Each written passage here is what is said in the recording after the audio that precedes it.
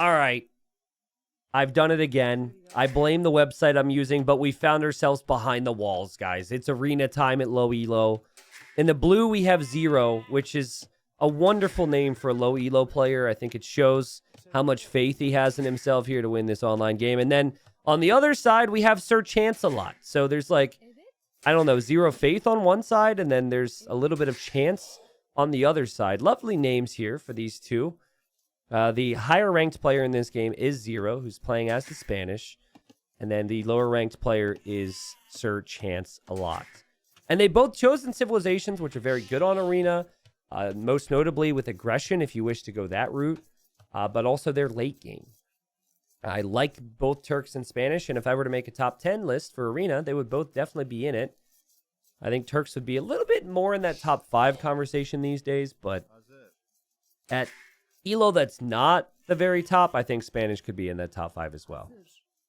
So we'll see if there's conquistadors, or janissaries, or whatever else with the aggression. But it's chill time, guys. We get to relax and see what they think about their economies. We had Red not liking the sight of that tree, which reminds me, maybe we'll go over here. And we're just going to remove the graphic mods. Yes.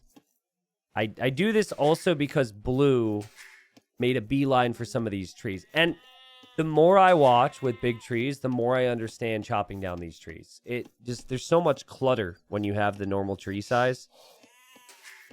Here's a question. Is there like an ultra big tree mod that makes your trees way bigger for extra immersion? Because if you think about it, if you compare the tree height to the villager height, these are actually some tiny trees. Actually, I've never looked. I don't know if Capture Age would be able to deal with trees that are like 5 times the size. It's called Gigawood? Really? Do you know if it works with Capture Age? Now I'm kind of tempted. Anyways, the keys, of course, for these guys will be getting their economy running. How they do that, players, they always tend to have different opinions and different build orders or lack of build order. For now, it's mainly food here for Red, so that should help Red with producing villagers. And for Blue, it's been mainly food as well, but we've got like one villager taking a deer. This guy's going to join in. These 2 are chopping trees, and these 3 sheep are being eaten by 5 villagers. So I actually have a 63% win rate playing as Spanish with 73 games. That's good. That is really good, yeah. 63% is solid. It's a tough civ to deal with, the Spanish. The weaknesses of the Spanish is really just the early game in most cases, but it does depend on the map and depends on your play style, right? And if the game goes late, I feel like Spanish just get a little bit better and better every time. Yeah, I wouldn't mind you testing it. Anyone else be cool if I just restarted the game with massive trees? I'm kind of curious. But yeah, someone's going to have to test with Capture Age before I do that. Johnny, we're not going to do any Farming Sim tonight. Farming Sim is most likely going to be Monday. I have to figure that out. My schedule's... I've already changed my schedule after posting it yesterday. Today's going to be low elo, and probably after this game or another game, we're going to move on and see how Huang's doing in Titans League. And then on tomorrow's going to be community games, and then I'm deciding I'm actually going to take the weekend off. Shocker. I've actually done that a lot over the last month or two, and it's like still a foreign feeling to me because over 6.5, 7 years, I never had weekends off. I was always streaming on weekends. So it's been nice, you know, to be able to be, I don't want to say be normal in that regard because there's a lot of people that work on weekends, but it's nice to have weekends off for once. But yeah, then I think Monday's going to be some AoE2, obviously, right? And then probably some Farming Sim with my bro. And then Tuesday back in business with low Elo Legends. And then Wednesday, I'm not sure yet, but that's the last day before I go home with family. So another thing we're going to do, guys, which I think this may or may not interest you. So I'm going to have a FatSlob upload around Christmas time. I think I did the same last year. It's been a very long time since I've done any FatSlob content. So as a thanks to you guys for all the support, and obviously because FatSlob's one of my favorite players, I want to go and see what FatSlob's been up to. But I think in the lead up to that, I think I'm going to have the best FatSlob games streamed. Just like Just like kind of like a Fat Slob marathon, right? Like, you know, all these TV channels that do like Christmas marathons of back-to-back-to-back Christmas movies. Your favorite Christmas specials, one after the other. Only 20 minutes of commercial breaks every half hour. You know, like they cut out like all the time, all that stuff with movies and do commercials. Well, we're going to do no commercials. And we're just going to do Fat Slob's best games. Just back-to-back-to-back-to-back leading up towards Christmas, where I'll actually upload a Fat Slob cast. So that'll be another thing on the schedule. We'll probably do that when I'm actually like with family, but I'll like have the stream up, kind of be watching along with you. A little different than what I've done in the past, but I thought that might be cool. Anyways, I've been talking a lot about different things, but I've been watching the economies here, and I'm sure you guys have as well. I have noticed that blue might be going aggressive. We have a barracks for blue already. I always love this when you're inexperienced with the game. It's always really hard to see things. And yeah, okay, blue just spotted him. He was hiding behind the barracks. And blue's going to stack a couple houses here. And in feudal age, I'm just going to assume that blue will maybe get some eco upgrades. But it definitely feels like neither of these players really have build orders. But they have the right idea of producing villagers and advancing to the next age. And then it'll be about adapting from there. Apparently, Gigawood is not there anymore, but there is one bigger wood mod that works with Capture Age. Just tested. It's 130% bigger. Giga was 150%, I think. How's this? How about... Ooh, see, the problem is... I don't want to leave this game now, but I will say this. For Elo Legends in the future, and maybe even community games, I will try the bigger wood mod. You guys would just have to remind me. I initially was like, we can leave the game and rejoin, but that feels like it's really... That just feels like it's not a waste of time, but it just doesn't feel like it's a great idea right now. So I prefer to stay in the game, keep talking about it, because blue hit feudal, and oh my god, that's exciting. And then eventually we can try the bigger wood, the ultra trees, and maybe we could even make that part of a map, like do force nothing for community games or something. Well, Sir Chancelot is on gold and also on stone. So that's a sign that Sir Chancelot might want to not only make it to Castle Age someday, but might also want to maybe build a castle. If you don't really have a plan, if you're unsure and you're kind of like both these two where you know to go to feudal, but you don't really have a build order, my suggestion is get to the next stage, get your wood upgrade, farm upgrade, and you can get wheelbarrow too. I wouldn't even stress too much on the timing of that wheelbarrow upgrade. You just want to get wood upgrade, farm upgrade, eventually wheelbarrow. And then from here, normally it's about turning all that wood income into farms. And we'll see if that happens for these two, as Red's just gathering the villagers underneath the town center. They're like, ooh, look at the ivy on the town center. Look at it, it's so beautiful. Ooh, what type of plant is that? They're having big discussions. Oh, man, another one's shown up. She's like, well, actually, I do it my way. And she's like, oh, really? That's a great opinion to have on ivy. I don't know. I can't do that many voices, and I'm really hoping Red actually puts these villagers on and does something. Whoa, Red is going to stone wall. Legend of the Onion over here for Red. The Great Onion strategy returns. I haven't seen this in a long time. And Red is going to extend the walls on the front, so investing into the stone to wall in more stone. And I don't know if this is a bug or not, but it very much looks like it. Or is there actually a hole there? Oh, never mind. He moves.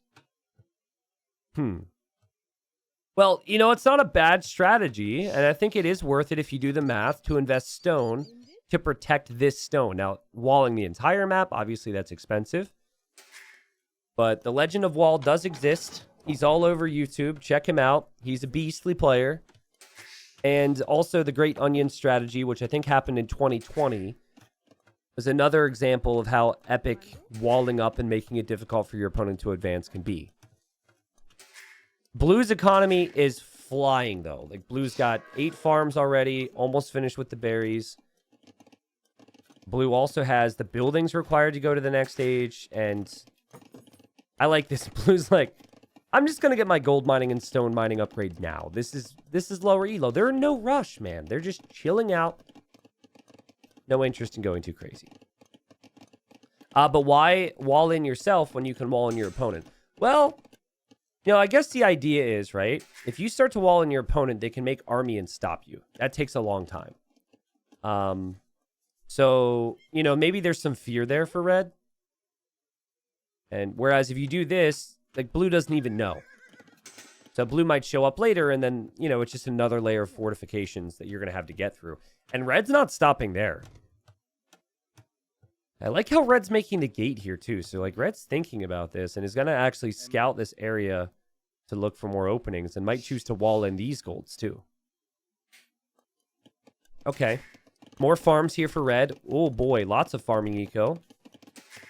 And that's definitely an area where red was lacking because red was looking at the walls.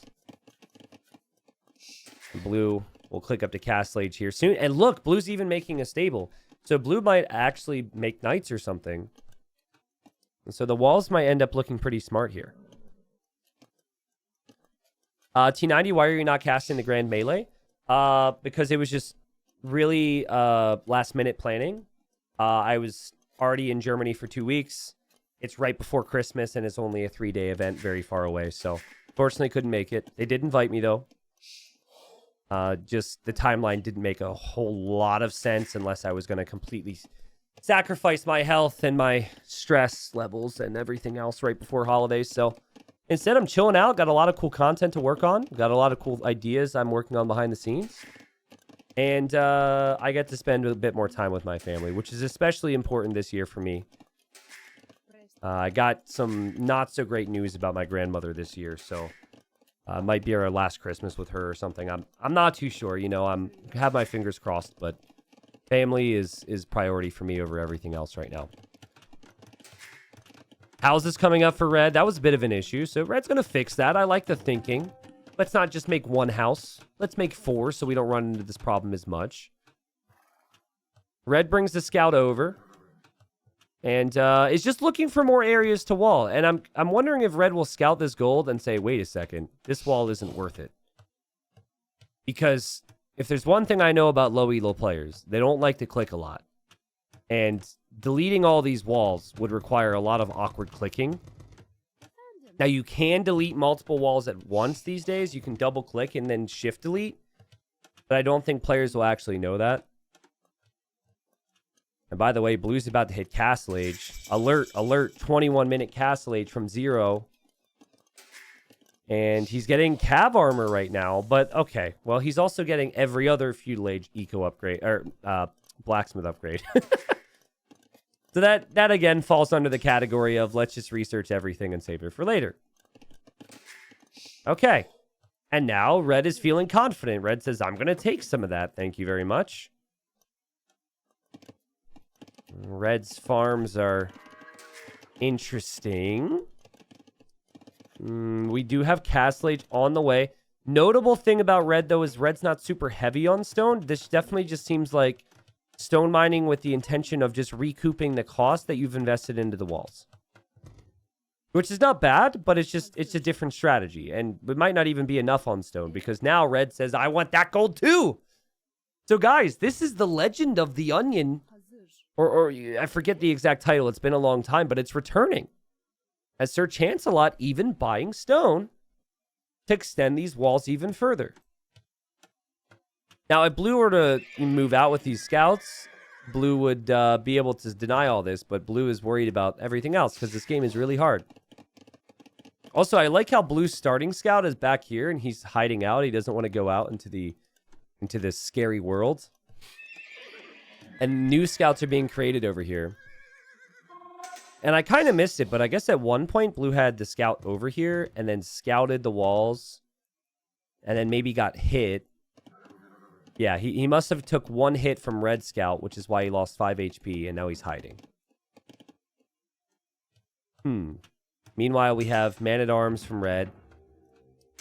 And red is maybe going to wall up and then fight for the middle control. So, like, fortify, fight. Fortify, fight. It's actually a really good idea. So the onion strat returns from a completely different player. You know, it's something I should mention about the onion guy. His name was like player 45 something or other. If you haven't watched that video, by the way, We didn't have Capture Age back then, but it was right after DE came out. It was a really special game, and it was like this, but on steroids. So you definitely should give it a watch. We even had some crazy, like, comeback potential that game. It was so cool. But anyways, so I checked up on certain legends. I tried to look back and see, like, who's playing. Like, did they change their ways? And some people are very much the same. Other people don't play anymore. And then some people are very much different.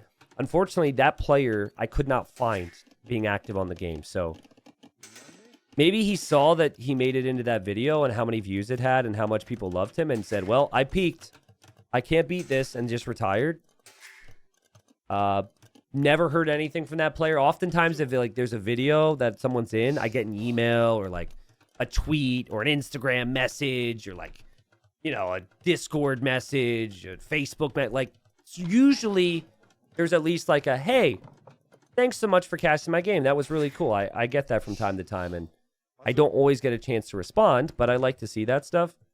Never got it from the original Onion guy. Never got it. Now, I don't think it's him. But yeah, maybe his name was like player number. He had gotten it on the Microsoft Store, which made me think that he probably had Game Pass, and it's free on Game Pass. So that guy had probably just loaded up the game and wanted to wall a lot because he thought it was a good strat. And I thought it was a pretty good strat. But yeah, maybe it's the same guy. I don't know. I don't actually have any easy way to confirm that. I don't want to give you guys the wrong idea. Like, I don't want to just, like, create that narrative when it's not the case. Okay, so Blue has all this army, but Blue has no clue about the walls. There's so much walling. And look, Red even has a mangonel. It's like he wants to sit behind the walls with Siege. This is definitely well thought out here from Red. Red's also producing villagers out of 2 town centers now. Blue is the classic variety player. Research every tech and make every unit. I saw Elite Skirm was researched a moment ago. Blue's going to make archers. Spanish is one of 2 civilizations that don't get crossbowmen, so usually not something you want to make with Spanish. Made a conquistador and then made some light calf. And then this guy's still sitting back here. Okay, Sir Chancelot has now bought a lot of food. Man, you know what would be so epic? Is Fast Imp, and then you just sit behind the walls with bombard cannons. Like, if you really wanted to creep, and you wanted to use the walls to your advantage, getting to the Turk bombard cannons would be the best play, I think. I'm really struggling to see what Blue's plan is. And sometimes that's the difference. It's like, one person has a plan, other person doesn't have a plan. Look at Red. He even left his base now. I like how this army is meant to protect the relic. It's like, all right, men, you must protect that little golden relic out there. We need it for our people. They're like, but sire, we don't even have a monastery yet. It doesn't matter. That's your job. You better go sit out there. But sire, we haven't eaten in 3 years. It doesn't matter. We'll get a monastery eventually, man. You just sit there and wait for some support. Yeah, no. I guess you don't really need to feed your men in Age of Empires 2, so I guess these guys are going to be good. But, you know, the whole point is Red is thinking about it. Red's not thinking about houses. Red, you know, really needs houses. But Red is thinking about other things. Red now has the light cap beyond the walls. There's no gate here, by the way. You notice that? There's no gate. So he had to delete a hole. Like, Red is really scared. Otherwise, Red probably would have just made a gate. Blue's still making archers, because archers look cool. Blue does have a monk on the way somewhere. I don't know if he's trapped, or if he's just enjoying the stained glass windows there. I probably would, so that's fine. And we have a town center over here from Blue, so like at least Blue's thinking about taking the outer resources. This castle spot's actually really good, taking some of that gold, protecting it. Oh yeah, we've got fortified wall here from Sir Chancelot. Let's go. Fortified wall, and now a bunch of houses and murder holes. Let's go. So Turks get chemistry for free. Just to talk about some things here that you may or may not know already. Chemistry is free, which means you can instantly make bombard cannons. Also, with the artillery upgrade out of the castle, you get 14 range on those bombard cannons. Really hard to stop them. The thing that I don't like in terms of the long term for red is normally you want to have relics as well for gold income. So I like the idea of like just sitting back and saying, come at me, bro, basically. But I don't love the idea of just not contesting the relics at all because, like, yeah, you've walled it in and you're keeping yourself safe for a while, but it's not like you're going to have more gold in the long run than your opponent. All that said, blue also isn't getting the relics yet. And blue is making more archers than anything, which is sad. And is now researching Inquisition. So I think blue's just kind of like, I'm going to get everything, thank you. And then, you know, when the time comes where we're fighting, at least I'll have as many upgrades as possible. And that's not a bad, like, that's not necessarily a bad thing. Now, do you eventually want to, like, learn things and realize maybe archers and Castle Age and Imp is bad? Of course. But you learn that through experience or watching people like me or others. But there's a clear distinction between the two. Red has a really crazy plan. And we'll see if red actually makes bomber cannons, but I think red knows enough about that. Blue is a good player, but might not really be committed to one or two things in particular. A couple stables there from Sir Chancelot, and then also the monastery for the relics. Hussar is also free for the Turks, so I could see that. But yep, bombard cannon. Let's go. There's the bombard cannon. You know what really reminded me about, like, the whole researching everything when you don't really know what it does situation? So, obviously I don't play it anymore, and we're not going to go down my, you know, list of issues I had with it at the time, but when I started to play AoE 4, I was obviously learning a brand new game, and there were some similarities with AoE 2, of course, but as I was playing, I wouldn't really allow myself, like, I never, like, sat there and thought about certain texts and said, like, what does this do? I would just build a lot of stuff and research a lot of texts, and knowing that that would benefit something. And that's basically what these guys are doing here, right? So we can sit here with our knowledge and say, yeah, bro, you don't want to make Spanish archers. They don't get crossbow, which is Castle Age, and they don't get arb with it, which is imp. But blue doesn't have that experience. But what he does know is, like, villagers are really good. And he knows blacksmith upgrades are important because he's gotten a lot of those, unlike red.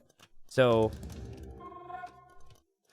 yeah, it was a good learning experience for me to, like, step foot into a game that I didn't have mastered. And it was good perspective for me, I think, to hop into that game and learn that lesson. And it was just another thing that brought me a little bit more perspective with casting these lower elo players. All right, fortified wall now from blue. I mean, like, that's a relevant tech. It's not like it's an irrelevant tech. So there are still relevant technologies. Fortified wall, ballistics, masonry, all makes a lot of sense for the situation. We even have guilds here for red. And red is just waiting behind the initial wall. So red hasn't moved out to see anything blue's doing. Because red's probably terrified of that, right? Like, attacking is scary. And then blue also has very little clue. Like, they both have done very different things. And they both have very different strategies. But they both have no clue what the enemy's doing. Oh, my God. T90, great news. I just spoke to the Gigawood creator. He changed the name to Huge Trees. It's at 200% size. Remember that, please. Really? Whoa, pulling the strings over here. Dang. Someone's got the hookups. All right. All right, will the bombard cannon spot anything? No. So close. But I guess Red's just sitting them here because he wants to... Okay, I thought there was a hole there. Red's just kind of sitting them here because if blue comes in with any army, he wants the bombard cannons to be in position. Also, arrow slits right now. Still, No real siege for blue. I think that's the one thing blue's missing. And no relics for either player, actually. Though I think red is going to try and get relics, but red can't do so. Because red doesn't have any gates. By the way, there is one tree here. So, I mean, if blue was being sneaky, blue could actually chop the tree down and run into this layer. Aha! Red's going to make a gate. Okay, I think this is where it starts to get crazy, guys. Oh, God. Don't tell me all the units are going to leave. Guys, you were told to stay home. Stay. All right, so he's on the other side of the wall. And there's the gate. Watch the gate be built. Look at all the cool little animations in here. Enjoy it. Okay. Boom. Wheelbarrow's gone now. Beautiful construction. Beautiful. All right. One relic for red. I don't know where that relic came from. My apologies. It was probably in one of his layers here. And can blue see this stuff? Oh God, no, no, no, no, no, no, no, no, no, no, no, no, no, no, no. He's gonna lose the castle foundation if he's not careful. Ah! The gate's open. Villagers, stop being stupid. But I don't know. Is red trying this? I don't know if red's actually controlling anything. It's very hard for me to know.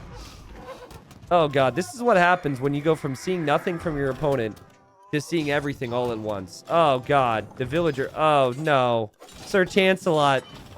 Oh no, the Spanish archers are actually working. Who would have thought?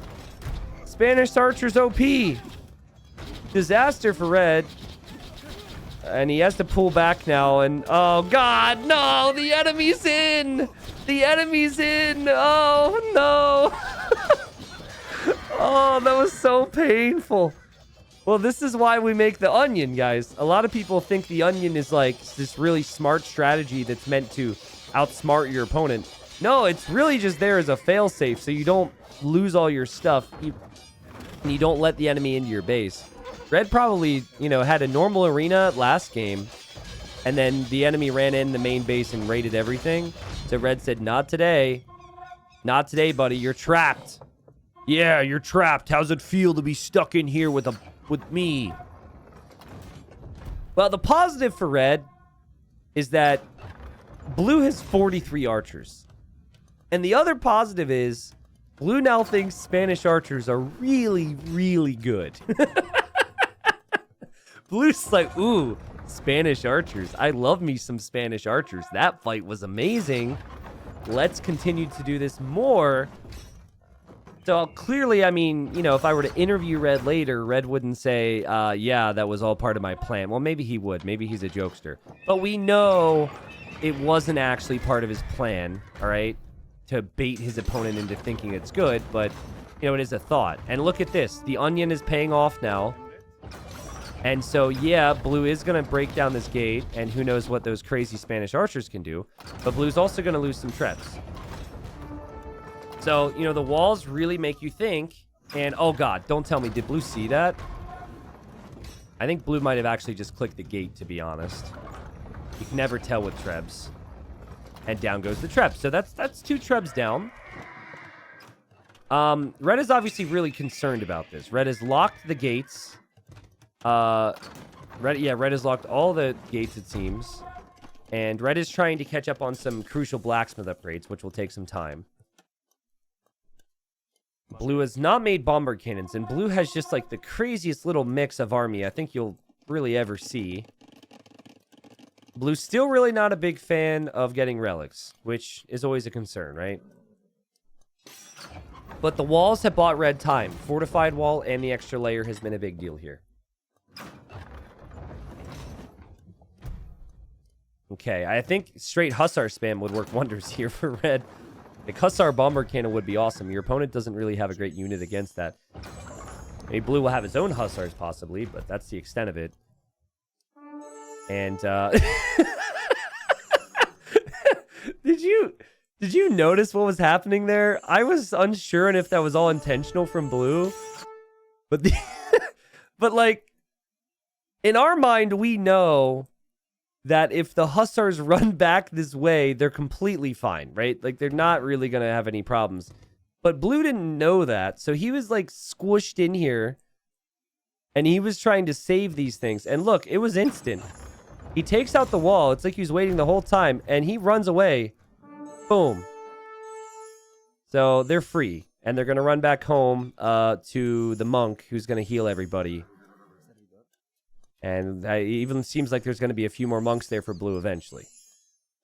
Now, Red is dropping a watchtower. It's just researched Bombard Tower. A lot of newer players might actually assume that researching Bombard Tower upgrades your tower to a Bombard Tower. That's not how it works. It just unlocks the potential to make a Bombard Tower. And that was actually researched by Blue as well, who does still have snow on the map. And now the skirmishers from Blue are running forward. And what's funny is Blue is now going to think, man, skirmishers are bad after this.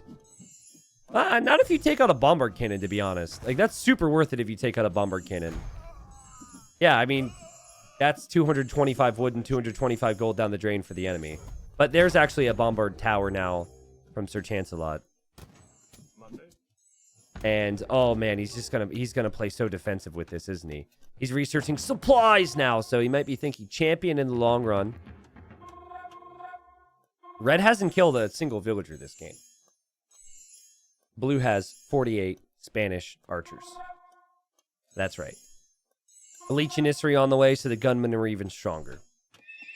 Eventually, Red might think about more blacksmith upgrades, which is needed.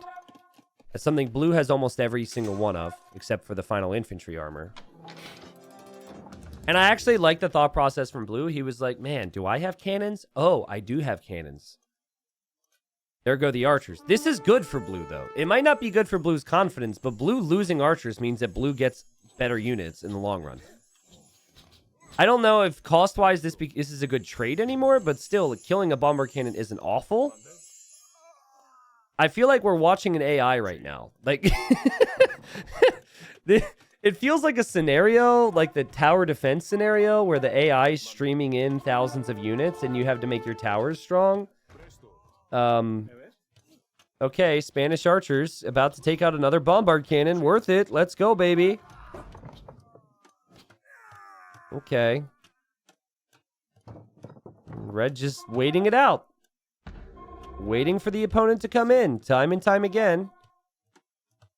It really likes the idea of the two-handed swordsman. I don't know if it was this game or the previous game, but I said the two-handed swordsmen look better than champions. Agree or disagree? I think they look awesome.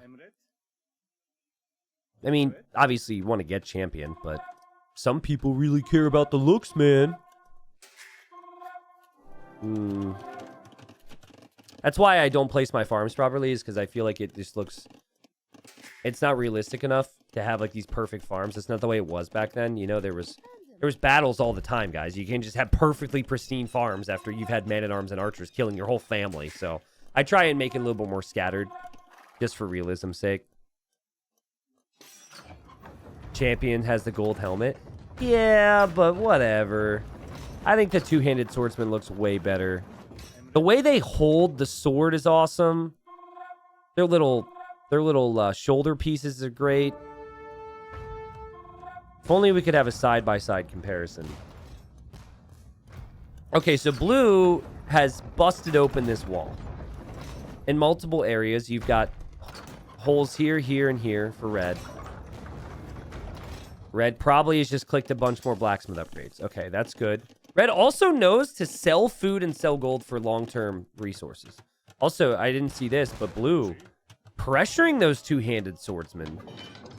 And Red not very happy about that. And Red has now made a gate, and this is part of the strat, right? You need to have the gate so you can run out. Great job from Blue, who's definitely in a better spot here. Blue has way more army. Blue has way more resources floating. What Blue hasn't done, though, is get those relics, which always, you know, brings you some long-term concern. Blue's going to go for this tower, and Turk bombard towers have as much range as a bombard cannon, something that Blue probably didn't know until now. And now this one's obviously going to go down as well. I used to think champions wore jetpacks on their backs. Yeah, right? It's not the first time I've heard the jetpack thing. Kill the bombard cannon! Kill it! Oh man, that was an interesting shot. Great job from Blue, though. Like, Blue's pulling some support over here. But I think Red will be very happy with this entire trade. Should be able to take some cannons. Well, no. Red will not be happy with this trade at all. Red didn't actually end up taking out a single siege weapon there.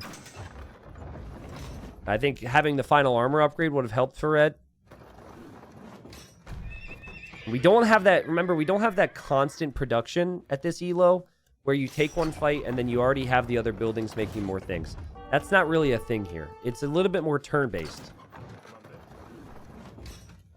I'm not a big turn-based game guy, but I'm curious of my viewers and if you guys are and if there's ones that you've liked. I actually think I might be getting interested in trying games like that because... Just because I do Age of Empires 2 all the time, right? And obviously it's got deep strategy and I love to talk about it and there's so much. But I sometimes might like a change of pace where it's like a little bit more strategy oriented instead of also the execution. I don't know. Give me your thoughts. Give me suggestions. I actually have all the Civ games, but I've only played 1 hour. The story goes...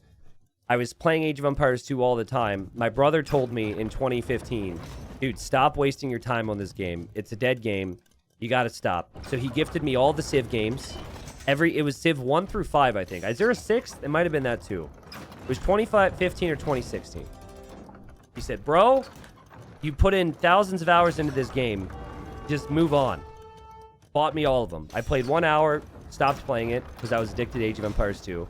And here we are, baby. This has been my full-time job since 2017. So, thankfully, I didn't take my brother's advice. Happy to be here with you all. But, you know, I might branch out every now and then.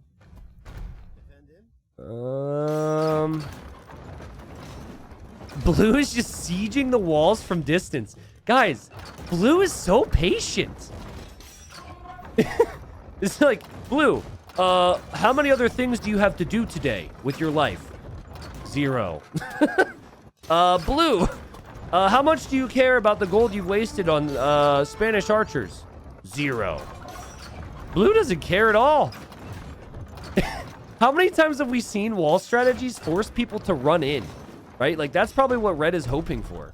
Red is expecting someone to run, like, in towards all this and lose everything to the cannons and the towers. And it's just not happening. Civ 6 game came out second half of 2016. Gotcha. I mean, I could tell you. I could look at my Steam library and tell you what I have. I like how as the walls are going down, Red is just making more walls. I like how Red is finally making more hussars. I don't like how Red hasn't grabbed this relic, but Blue still doesn't have any relics. And I'm not a big fan of the lack of numbers just overall from Red. The unit production has been a concern. Like, Blue has made more archers than Red has actually made hussars in this game. So that, you know, I'm not sure on that exact stat. That might change soon. What I like about Red is the Red at least has 1 relic. And I like how stubborn Red is. And I also like how Red has 10 cannons. But Blue also is going to have 10 cannons. They're just not Turk cannons. Look at Red. Red can see Blue's about to break into this little onion. And this villager is here to repair the wall. Go, lady, go! Oh, horrible. The fact that Red said, yeah, that's a great idea. The fact that Red did that in that moment just makes me so happy. Oh, God. This is why I'll never be able to stop, man. I often think, like, because, you know, like, most content creators have a time window, and then people stop watching, or they lose interest, or whatever. And the older I get, the more I think, you know, I got to prepare for my future. I don't know how long I'm going to do this. And then I see moments like that, and I'm just like, I'm never going to stop not liking that. like, that's so funny to me. I just don't. I hope you guys stick around. Oh, palisade walls now. Okay, he ran out of stone. So now he's just going to keep rewalling it. Yep, okay, adding more stone walls behind. And still blue won't run in with anything. Like, blue is still so patient. Skirmisher is dodging every shot. Nope, except for that one. Okay. Blue is such a beast. Extreme patience. Maybe the most patient player I've ever seen at low elo. It's like, you want this game to go long? I was built for long games. Let's go. All right, here goes red. We've got the castle fire from blue. You've got the gunpowder.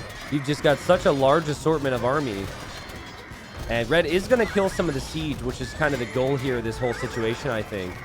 So finally get some bomber cannon kills and some trebuchet kills. But again, that big theme for red has been lack of constant reinforcements. To red now it looks back home, and now it's going to make more units from those 3 stables. It doesn't have a lot more than that. But what I will say is, like, blue isn't exactly moving in to pick off this treb. You know, like, maybe blue's patience will actually hurt zero in these situations. Because these are the situations that do call for some type of follow-up. As we have heresy now from blue. Blue's like, I just want every tech. Can I just research everything, please? Thank you. Who cares if it's applicable or not? I just want everything. I can't wait to see the research percentage for blue later on. Blue has researched a lot of techs. From the ranges, to the stables, to the siege workshops, to, I mean, just everything. There's probably a few university techs, or maybe a couple barrack technologies that are missing. And I think Spanish get a lot of monk techs, and he's kind of out of gold. Out of gold now, but still. Treb ends up going down there for red.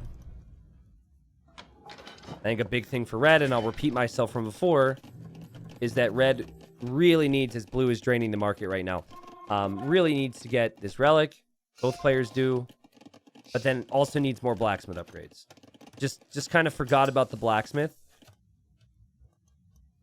Coinage! Guys, you need gold, right?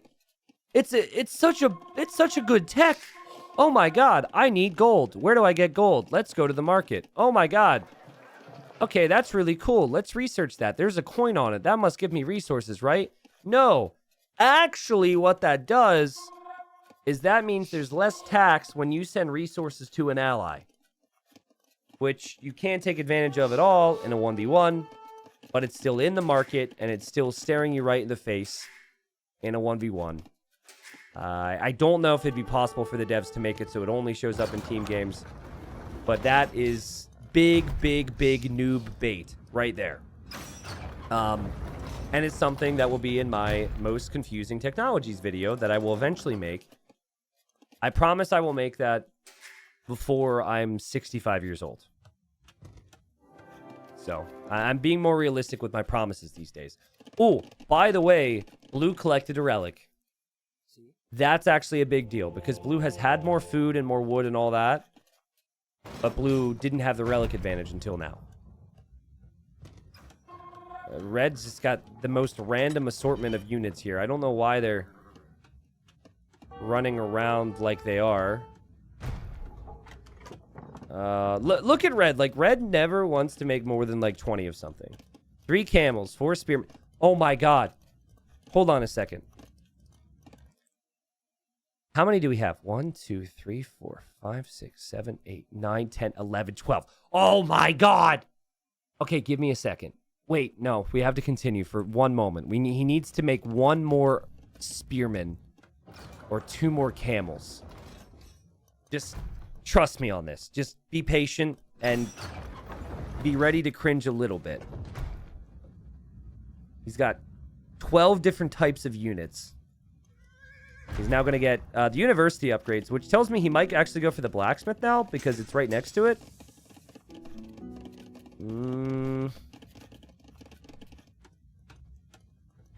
Okay, blue still being so patient. I'm baffled, man. Red really has his work cut out for him here because blue just refuses to rush. And it's giving blue so much time. We have 13 stables over here now. Red still has walled in this gold, but hasn't really taken that gold. Might start doing so now because red doesn't actually have any gold to mine. I love this game, though. Takes you back to the old days when you had nothing on your cards for the whole afternoon, and you could just waste away every second of your afternoon on one game. Maybe Blue is normally a really aggressive player, but his mom said he had to go do something, and he said, "Mom, just one more game." And she said, "Okay." And he's like, "Aha, I've got her." I remember trying to explain... Wait! Okay.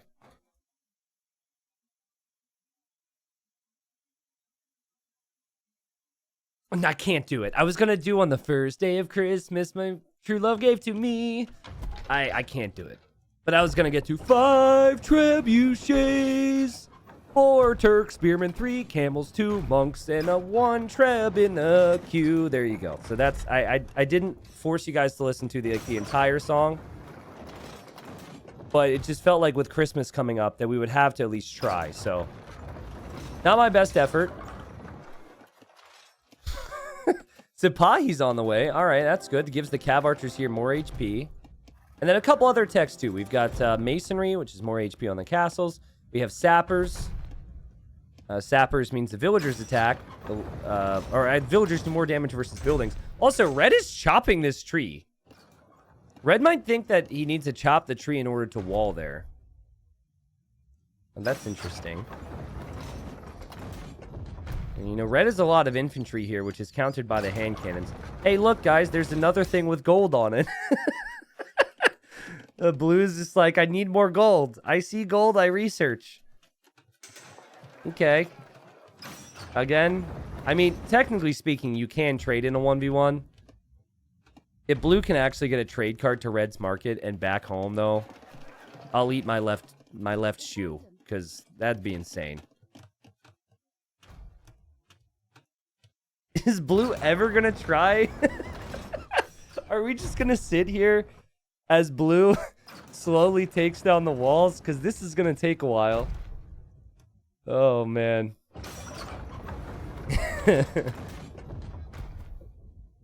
Well, Merry Christmas. Happy holidays to everyone out there who's watching. I don't know when this will hit YouTube, but I imagine it'll be close to the holidays. So on a serious, not a silly note, I hope you guys have a good one, even if that just means just a little bit of more time off. Just, you know, a few extra cookies. Or just, even if your week's normal, I just hope you guys are having a good one. By the time this ever hits YouTube, I'll probably be with family, so... I'm really looking forward to the time off. I've been putting a lot of time into content, which I obviously love, but it has been a lot and always good for me. Like, recharges me and re-excites me and gets my mind churning on new things to do is actually stepping away from it, right? Step away from it for a week, I come back and I'm just like, ready to go. Also, this treb is currently firing upon the units here, and red is paying attention to it. Like, red is repairing that thing. And these poor gunmen are slowly getting bopped in the head. So, yeah, that's about as fast as this game is going at the moment. It's kind of satisfying to look at blue's base. Right? The way that, like, there's nothing here on the minimap looks really interesting. Kind of how he spread his houses to the backside. If he were to delete some of these extra buildings, it'd look even nicer. Okay, blue has realized what's going on here, and now he's backed away. And his 2 trebs are still firing on red's treb, but red is just still repairing that. Honestly, red could lose so much gold continuing to do this. The cannons can't range, so it's just trebs v trebs here. I mean, red will eventually lose his, you'd think, because it's 3v1. Any plans for Christmas holidays? Yeah, just family, really. I mean, that's what it's all about for me anyways. Family and food, so. I want to go ice skating, actually. That's a big thing I want to do. I live in Florida now, so it's like... I was literally swimming yesterday. Like, it's not going to be ice skating here, unless I go to a rink, but where... Oh no, I just had such a sad thought. So, guys, It just dawned on me that this is going to be the first time with Christmas not in my parents' house, not in my childhood home. Oh, that hurts. I'm not used to that yet, man. They lived in that house for 50 years. Ah, and the pond we used to go to was in the behind the house back in the woods. Whatever. The new owners, it's not their land, actually. It's like other people's land that we kind of knew. So I think I can still sneak back there. I'm still doing it. I don't care. I can't go into the house, but it's not their land. It's someone else's land, and we got permission. So I'm going to go ice skate. There's a little pond. It's more like a swamp, which was always perfect growing up, because it would only be like 1.5 feet deep, and it was always like really like crappy water to swim in, but it's perfect for ice skating because it would freeze over even if it didn't get too cold. And if you were to fall in, you wouldn't drown. So also, Blue has 208 hussars in queue right now, but still refuses to attack at all. This is incredible. This is just incredible. But yeah, I'm a little bummed about, I don't know where you guys are at with your lives right at this point. Everyone's coming from a different situation, but I'm very happy for my family. They were able, so their house, by the way, was 200 years old. So it's a house from like the 1800s. But, you know, it was their house for 50 years, and I lived in it till I was like 20 or whatever, and spent every Christmas there. So it's very bittersweet for me to them moving on to their next chapter and not being able to go home to that house.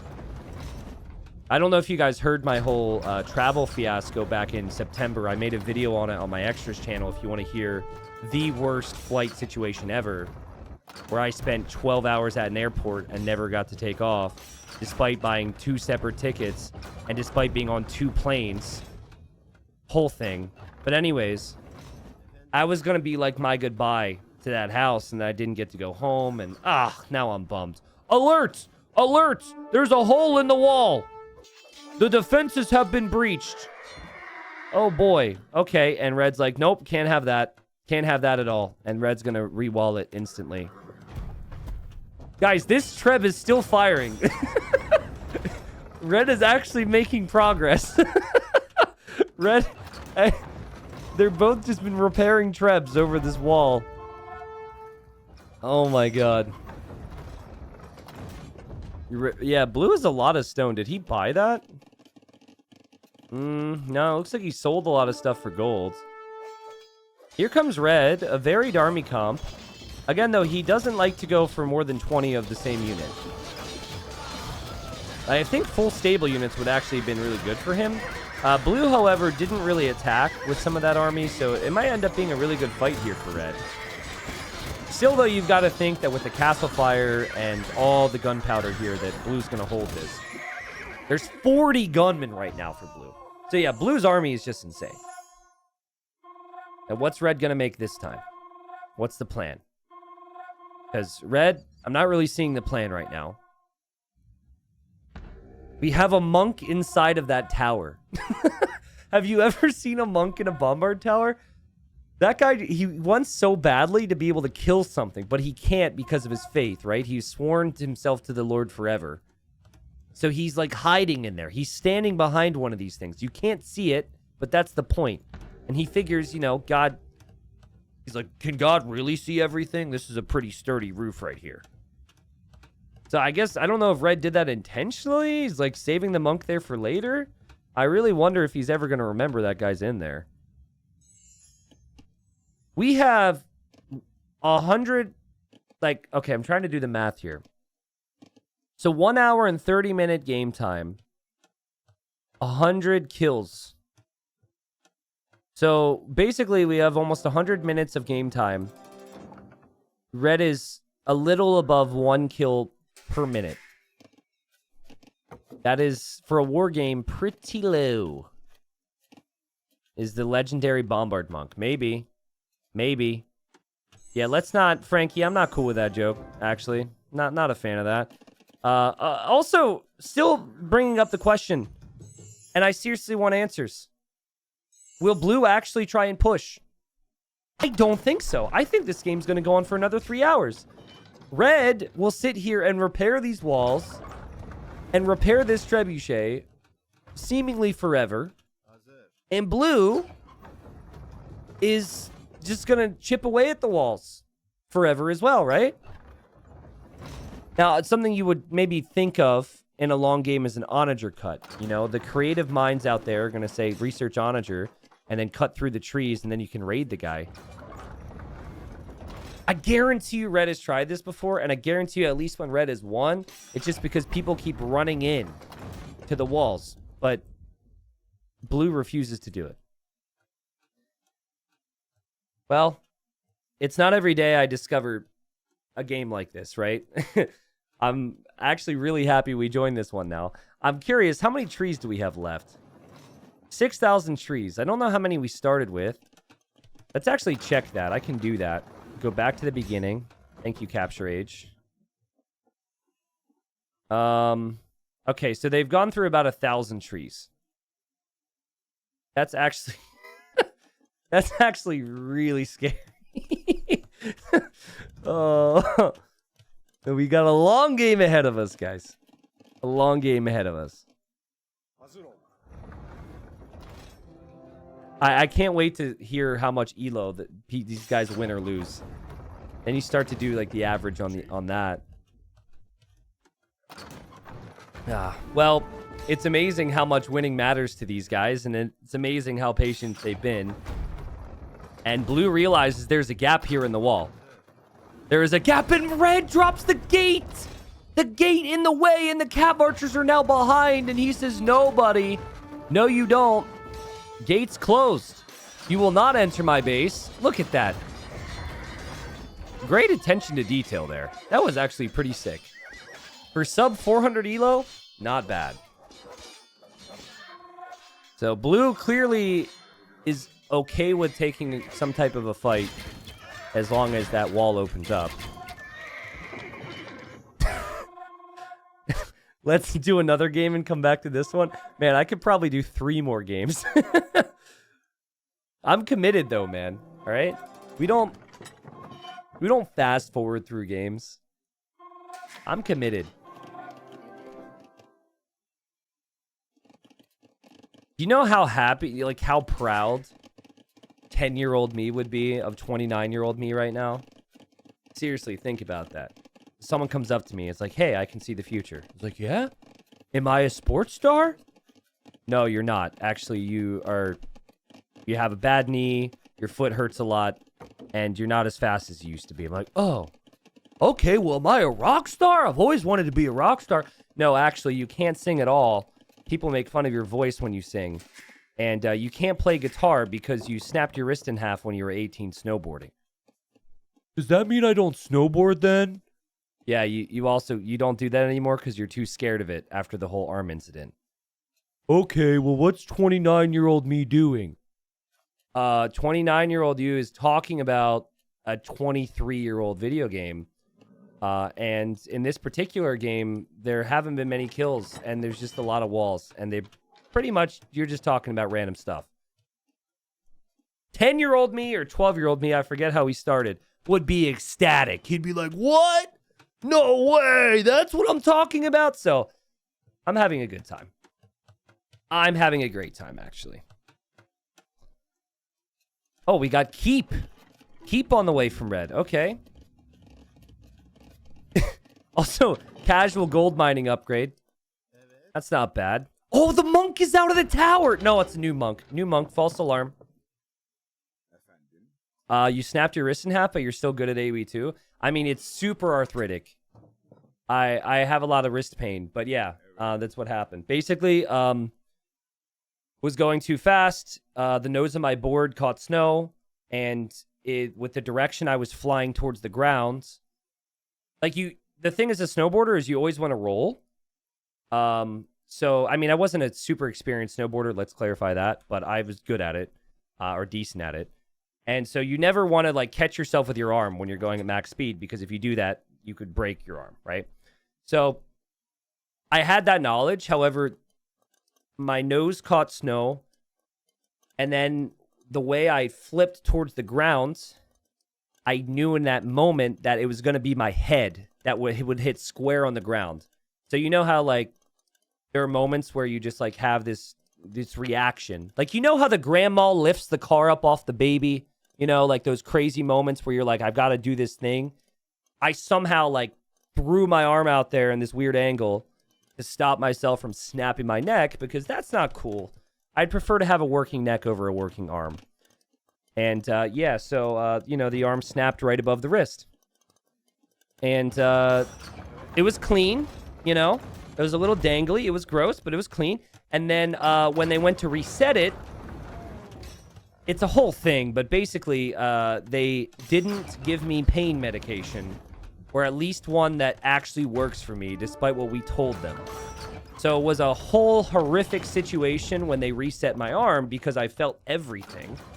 And then 6 months later, once it was healed, it turns out that the bone healed improperly, as Blue is making a wonder in the back of his base.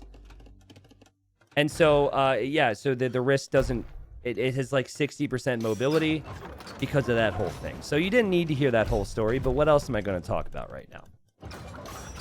So, yeah. It's almost as if I wasn't flailing around, basically part of a torture scene in the hospital. Maybe if they would have actually given me something that would have taken away the pain, maybe my arm would actually be better, but it's not. And guys, prep yourself, because Red is adding more walls, because he really knows this is going to be a wood game. And he's like, I need to protect this. Actually, what that would be possibly is he knows that Blue could maybe run through here eventually. Also, we have stone walls from Blue. He says, I'm not coming to you. You're coming to me, bubs. And you might laugh at how few villagers he's building this wonder, or the fact that he's spending 1,000 wood, 1,000 gold, or 1,000 stone on the wonder at all. But this game is definitely going to go on for a lot longer. This game is not going to end.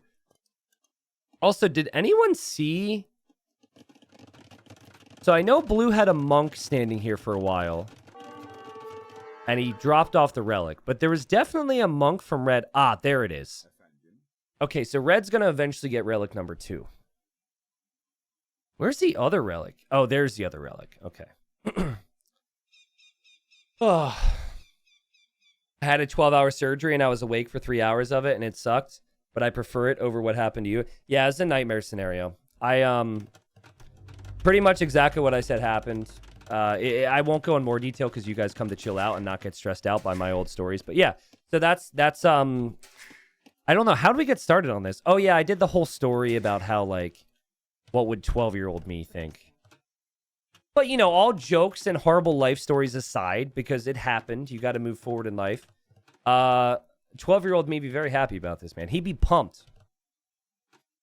So I'm in a good spot right now. I'm enjoying this, as crazy and ridiculous as it is. So I'm glad that you crazy people are along with me. Also, not even just like 12-year-old me.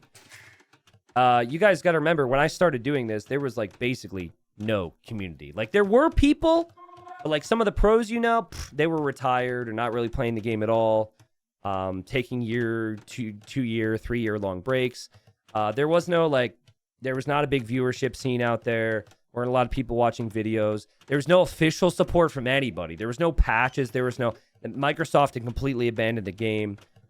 There was a community, but it was super tiny, and I never would have been able to dream of everything that I've accomplished and how many people have come back to the game. So that just adds a whole nother layer of craziness onto what I appreciate here as the bombard cannon gets sniped by the Treb. Blue is an animal. Blue is an animal. Oh my god. And Red, you gotta be quicker than that, man. You gotta pay attention here. Oh man. Well, to everyone who catches this on YouTube later, just say you made it. If you made it to this part of the game where we have Red with full blacksmith upgrades now. He's got the Turk Spearman Champion Camel Hussar Cav Archer army. And now Blue has decided to wall himself, taking a page out of Red's book.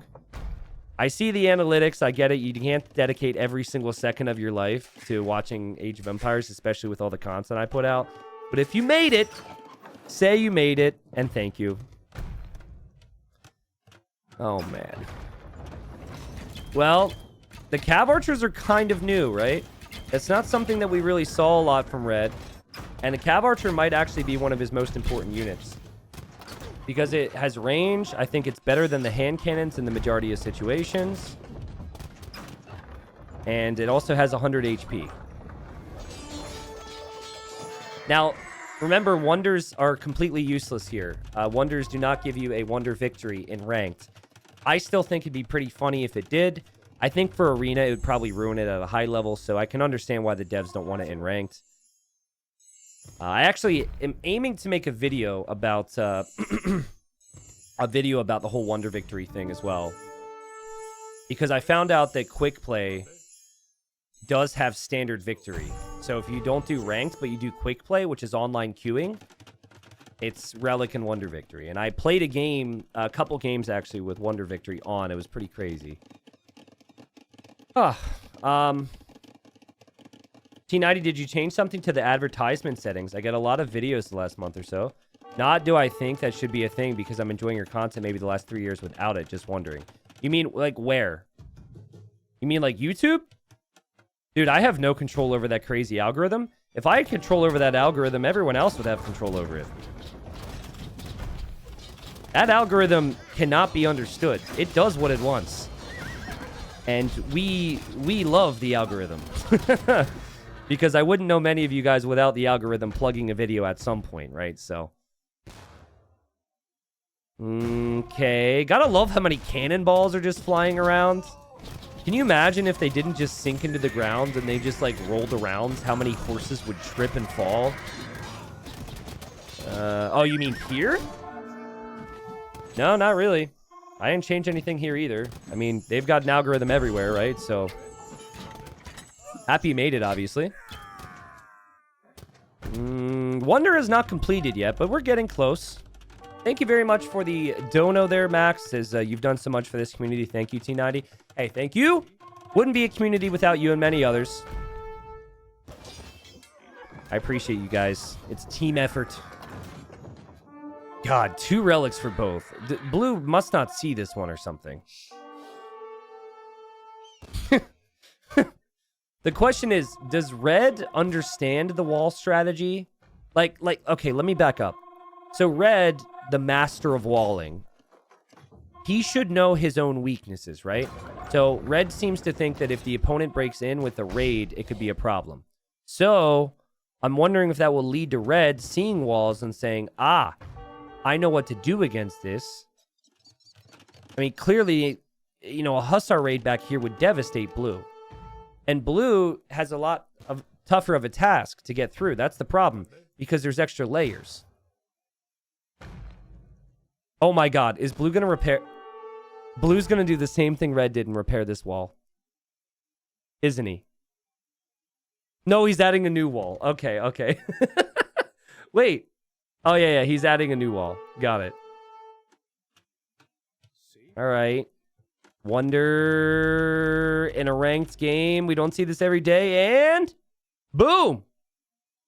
That's a beautiful wonder. A wonder we've probably all seen before. Spanish wonder's well known. I like it, though. And again, maybe Blue doesn't know. Like, maybe it's at this elo where Blue just doesn't know that that doesn't give you a countdown. Oh, man, this is crazy. Does Blue have supremacy?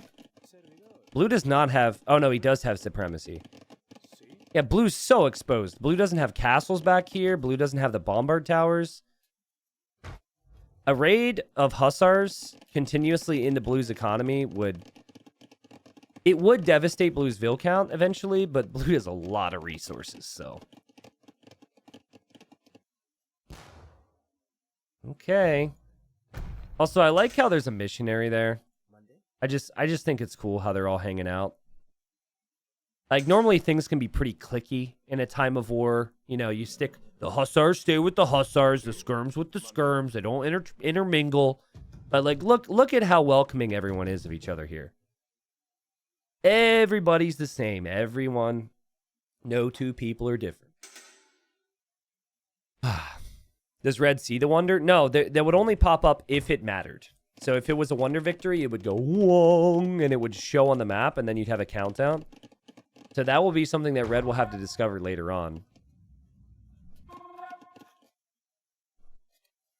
That is either blue saying this game's going to go on forever, so why not? Or blue genuinely wasn't 100% certain on how the wonder victory worked.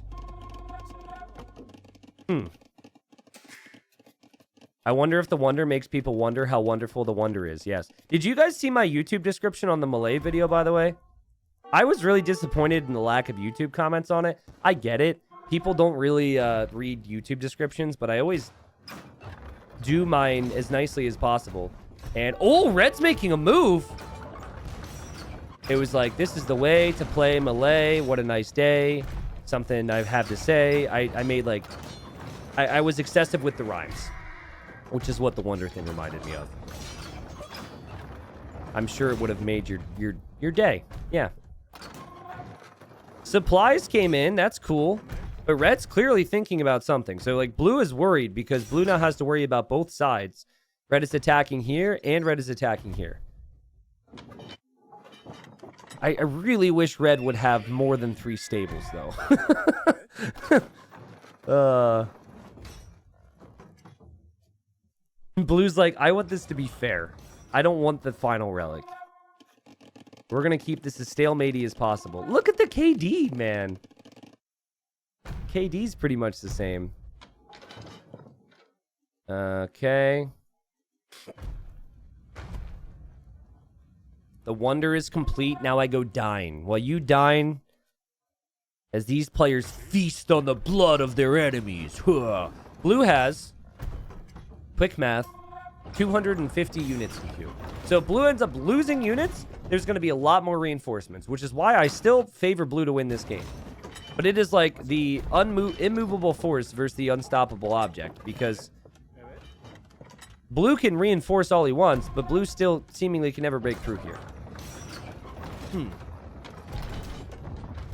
Sutter, I appreciate it. I'm just not used to the new mic yet, and I haven't had time to really audio test it. The pops are just because I get loud and I get really close to the mic. I am well aware of how to fix it, but it's just a matter of not having had time yet. It's like 99% of the time, it's also really good, so it's fine. It's hard to find motivation to fix those things. I've had a pop filter in the past. I'm not sure about a pop filter on the new mic, but I think even though I am a noob with technology, I should be able to figure that out eventually.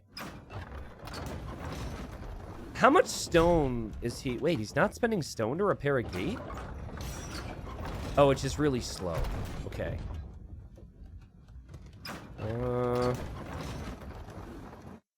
Okay, blue's gonna make some cavalier eventually too. Oh my god, guys, he is paladin queued. Oh god.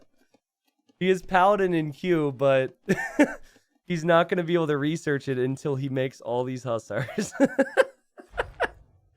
What if red, like, obviously there's no way for red to know this, but what if red is scared of paladin, so he's like, we won't attack him.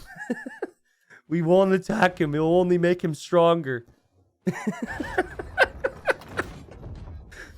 Do we start to give blue like, does blue have the lead because he has more wood control? Oh my god. Oh my god. The moment we've all been waiting for. Red runs into the darkness. And this is going to be interesting because I think a really smart player is going to raid here, love life, and then try and move in here because the guy's going to be distracted. Let's see.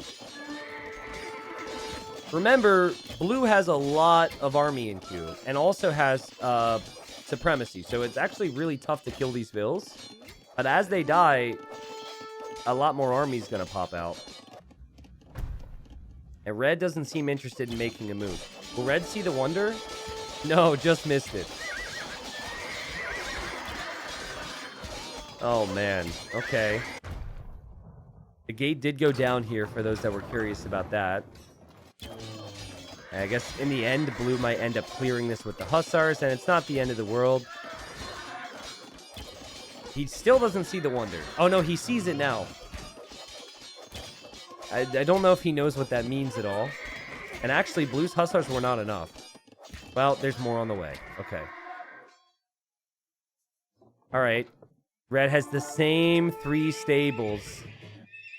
Can't make more than 3. The same 3 stables. Actually, 3 barracks. How many siege workshops?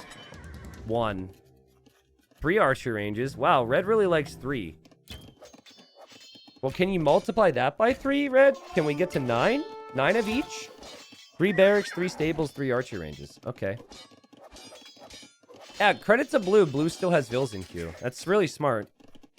Because, like, obviously it's good to have 150 army, but you don't want to have 50 villagers for too long. Here you could, because your resources are insane, but... The thing that's still so mind-blowing to me is, like, red's whole strat is, let's just wait, right? He's not used to attacking. And blue's like, yeah, that's fine, dude. I have no plans. I have absolutely no plans whatsoever. So if you want to play this game, you're going to have to come kill me. And red is not at all comfortable with that. Oh my god, look at all the shots. Bye, Trebs. See ya. All right, just kill your own Trebs. See ya. Oh, never mind. Absolutely nuked that one. That is a lot of bombard cannons. Anyone have any guesses on how long this game goes? Any YouTube comments don't count unless you guys are using the extension that doesn't tell you how long videos are. But I don't trust you. You guys can always look and cheat. But, like, oh my god. Well, the castle will melt. And there's limited stone on the map, so it's probably worth it. Oh, man. Oh, man. Okay, you gotta get ready to back away really fast here. Oh, this is the biggest fight of the game! The biggest fight! Back away with the cannons! Oh, the castle's gone down. So many bombard cannons will go down. So many units in general will die here. And I think I favor red's position because he cleared out a castle, which benefits blue in defense. But again, the main thing we mentioned is that blue has so many units in queue. Also, I noticed that in this archer range, blue has heavy cav archer in queue. So blue has heavy cav archer and paladin in queue and still has these resources. 3.5 hours? Okay, let me think about this. I think it's gonna go... it all comes down to if blue will be able to fortify the sides. Like, blue doing this makes me think the game is gonna go on so much longer. Red also still only has 3 stables. Blue did get 3 relics, though. Oh, man. Everything I see tells me this is going to go to, like... I wanna pick a number no one else guessed. That's the thing. I want to be unique.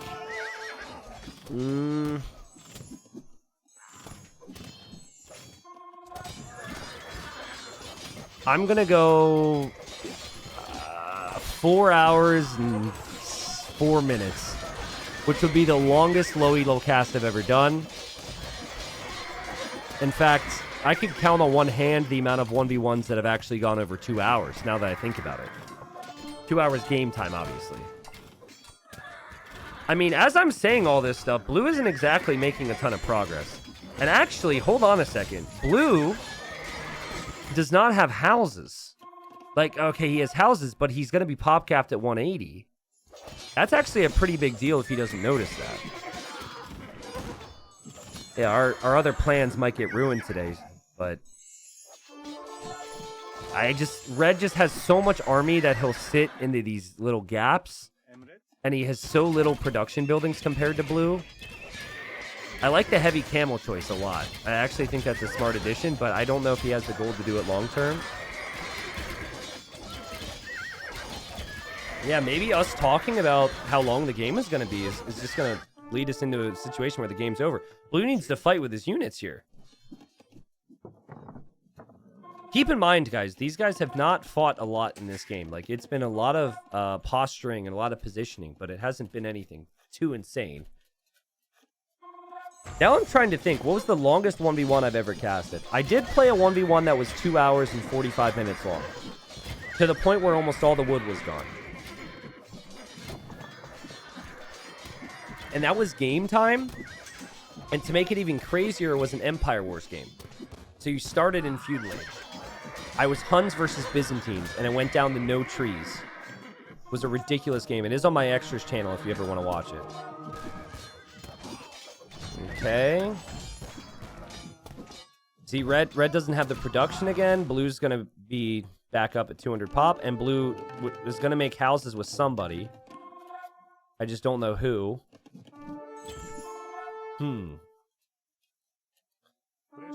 T90 wasn't the longest game ever a 1v1? No. The longest game ever was a free-for-all.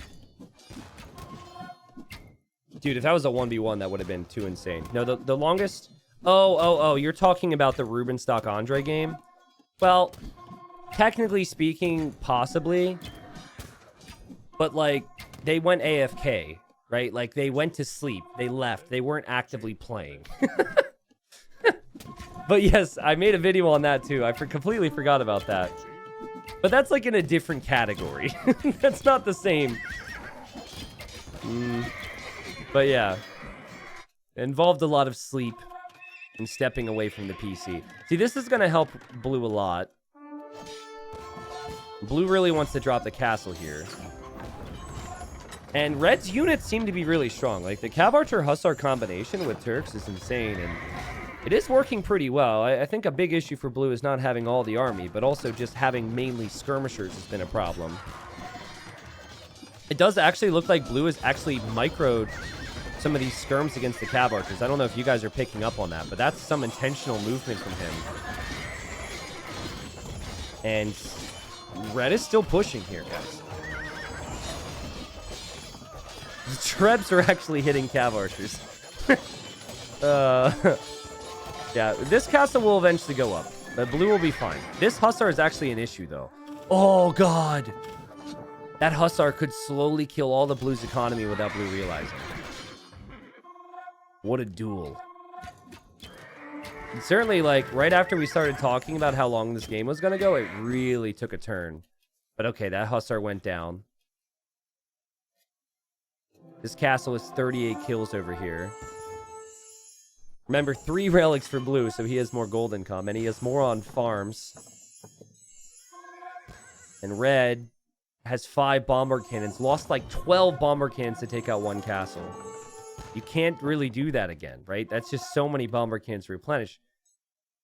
Now we have Elite Conquistador. How's the Cav Archer upgrade? I guess he lost the Heavy Cav Archer upgrade. Obviously, he gets the resources back. How's Paladin? He's still got Paladin behind that many Hussars, man. Ah! I figured it'd be closer than that. He actually, the 30 Cavalier that he has in queue are all behind Hussars, too. He also has 6 Trebs, but I don't think he has any interest in ever moving in. Yeah. And, like, you know, I agree. This isn't necessarily on purpose in that, like, Blue and Red are like, hey, this is a stalemate.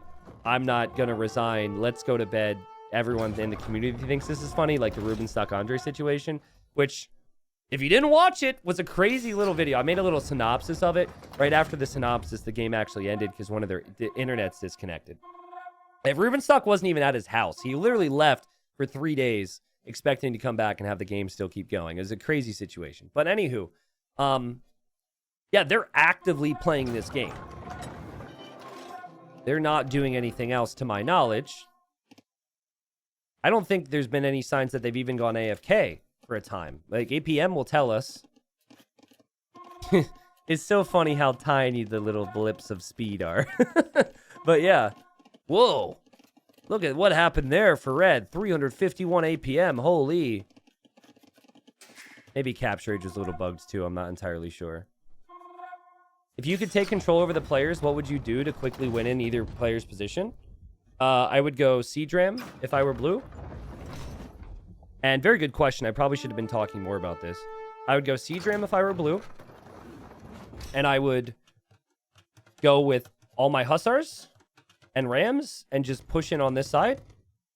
And then red would react. And then I would just do the same thing on this side. And I just go back and forth.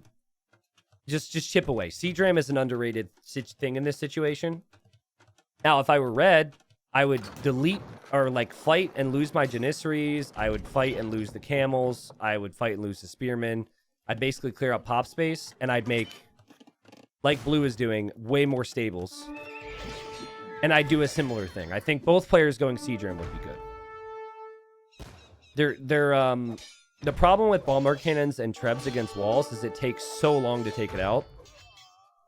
Siege Ram can hit multiple wall pieces at once, and then also Siege Ram is tanky.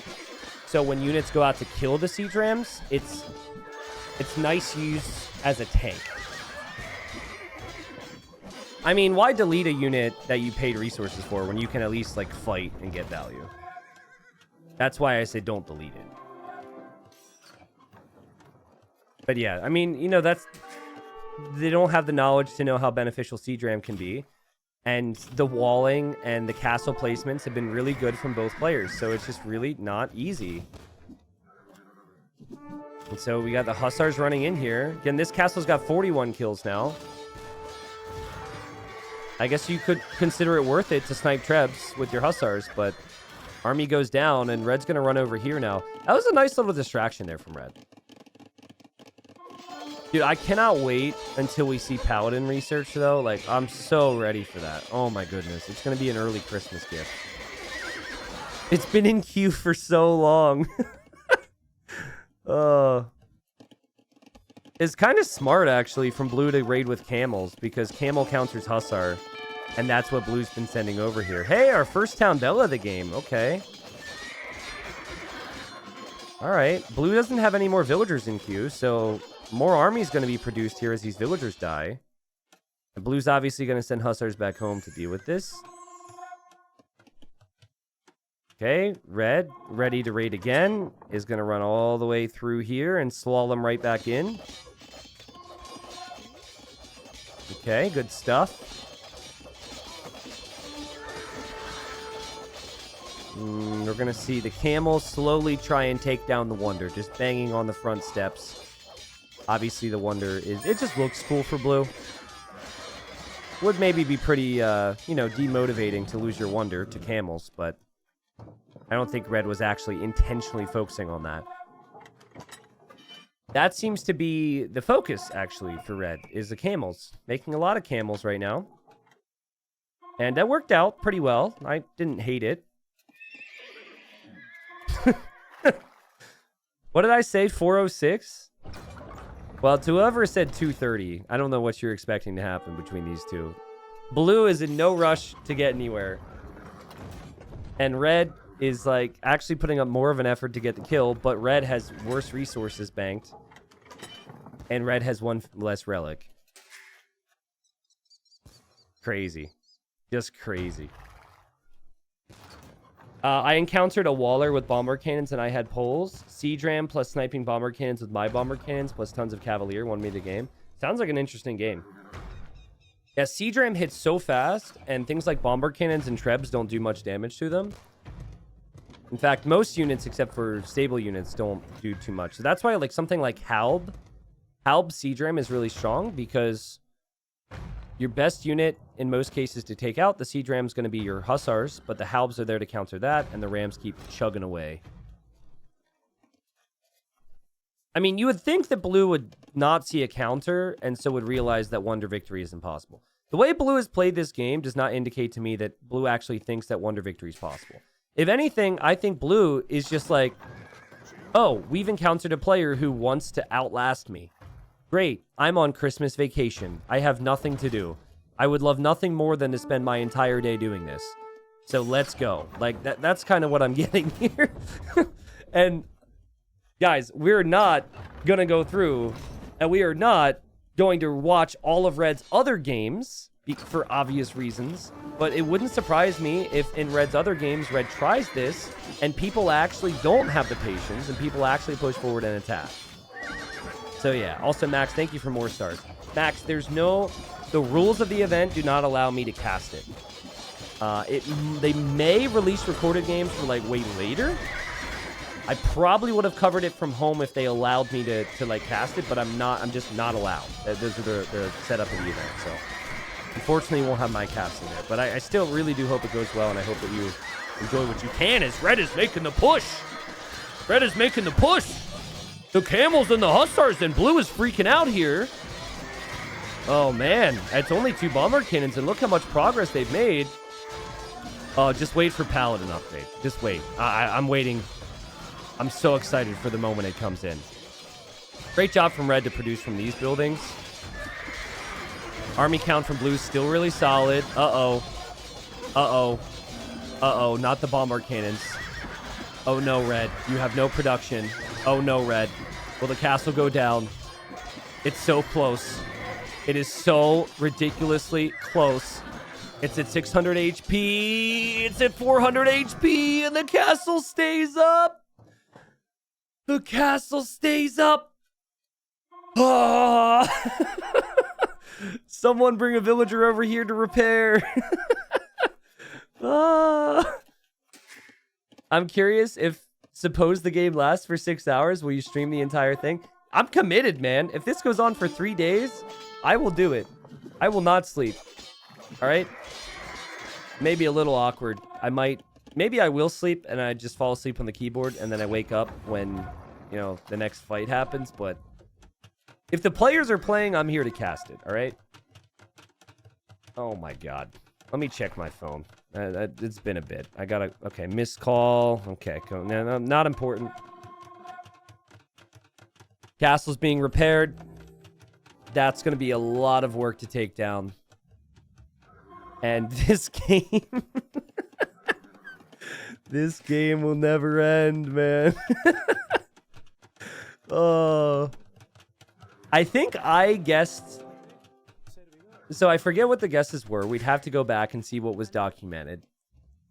But I feel like any of the guesses in the 3-hour mark were not actually realistic.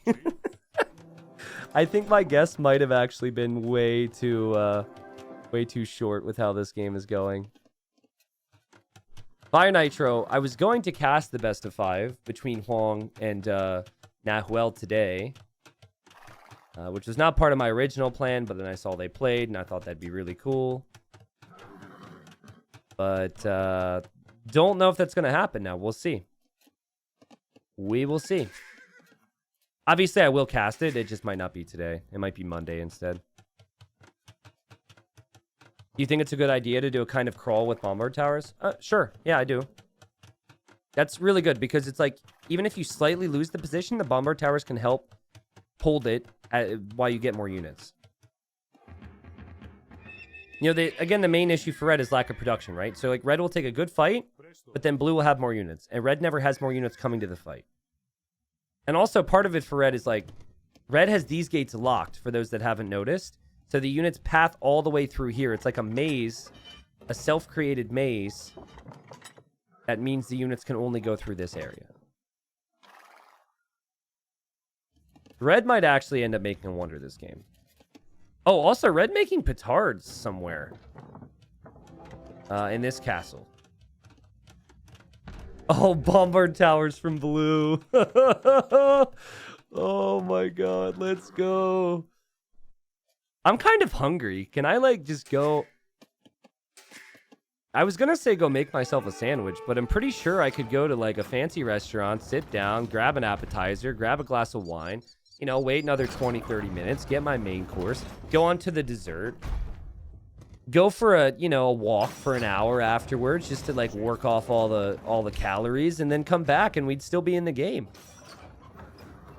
I could do all that. I won't obviously do that. But it would be a baller move.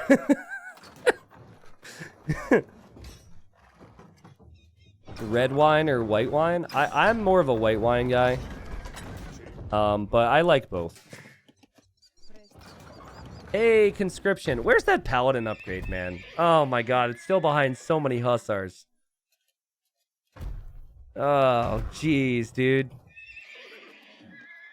Let's just say, what is that? 9 hussars? 9 times 19. So he's behind the he needs to lose like 120, 140 hussars, and then he could get paladin. I like red wine. I just don't like red wine quite as much. I'm not a big wine guy, to be honest, but my I guess if she's my fiance, they're not my in-laws yet. I guess my to-be in-laws, my eventual in-laws, they're wine connoisseur, and they got me into drinking wine around the holidays, so I like it.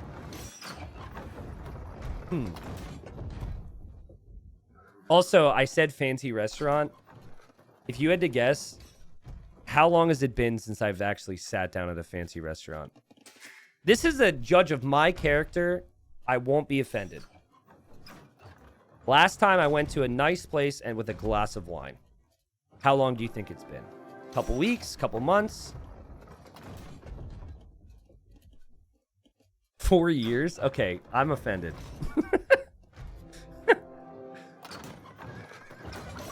Is Applebee's a fancy restaurant? Okay, I'm offended. When you got engaged? Yeah, good guess. All right, you guys can stop guessing. No, it was, the last time was actually, it was in October. So it was a month ago. Wait, October wasn't a month ago. It was like 2 months ago. It was directly after we were engaged, yes. We actually went to multiple, for what it's worth, all right? So I'm extra classy. I got all the classy out of the way. Blue is chipping away at walls again. And red is doing the same thing with trebuchets. Oh. Oh my god. Oh. Yeah, so it was really cool. So we were in Germany for Red Bull Wololo. The day...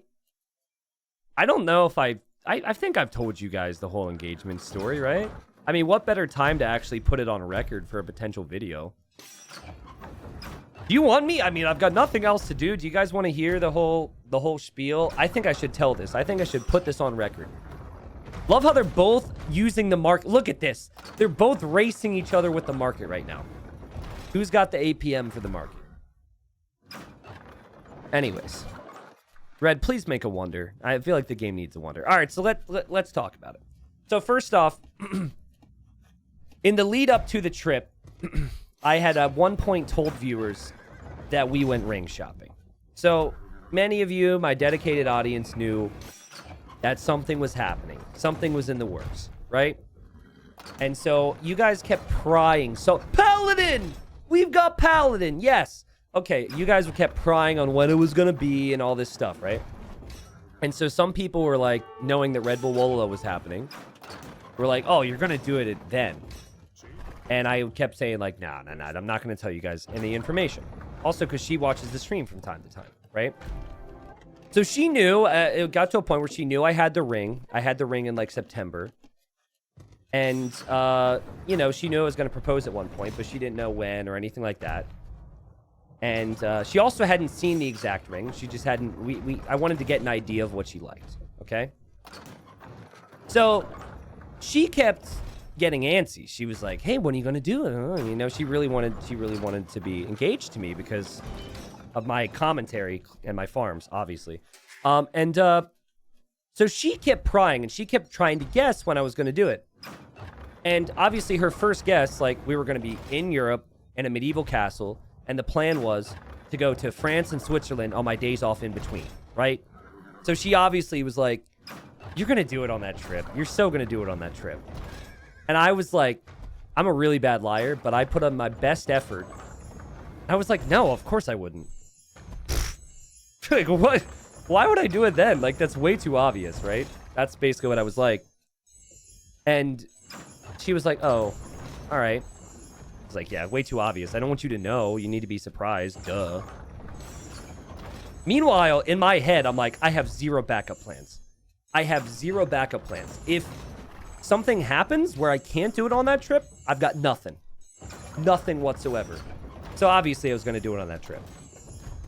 So anyways, the day comes where I need to pack, and I've done a few of these trips before, so there's like a checklist that I have mentally for what I need. You know, like, do you have shoes, socks, belt, pants, you know, like contact solution, your toothbrush, all the stuff. That's not everything I take, obviously. And I triple checked everything in my head, went through all my stuff, was like, we're good to go. And I decided to leave for the airport extra early because you never know. I was flying out of Miami Airport, and Miami Airport can be really crazy sometimes. So I wanted to get there super early. And I had about an hour drive, okay? And so I'm on this drive, and I'm really pumped for the trip because there's a lot of things that are going to take place on this trip. I'm going to be in Medieval Castle casting Age of Empires 2. I've got to be on my best performance. I got to think about things I can say, things I can do, you know, how I'm going to word certain things. My mind's racing. And then I'm thinking about this woman that I love and how I'm going to propose to her and how it's going to be amazing and how awesome the ring is and how much she's going to like it and where I'm going to propose on this trip. And I'm thinking about it and thinking about it and thinking about it, just like Blue is thinking about running into attack Red and will, you know, probably end up regretting the decision. Unlike me, okay, there was no parallels there. And I'm like 20 minutes outside of the airport. So I've driven for 40 minutes, and it's an international flight. And for the majority of this time, I'm thinking about how I'm going to propose. And to propose, you need a ring. And I realized I did not have the ring because I left it at home.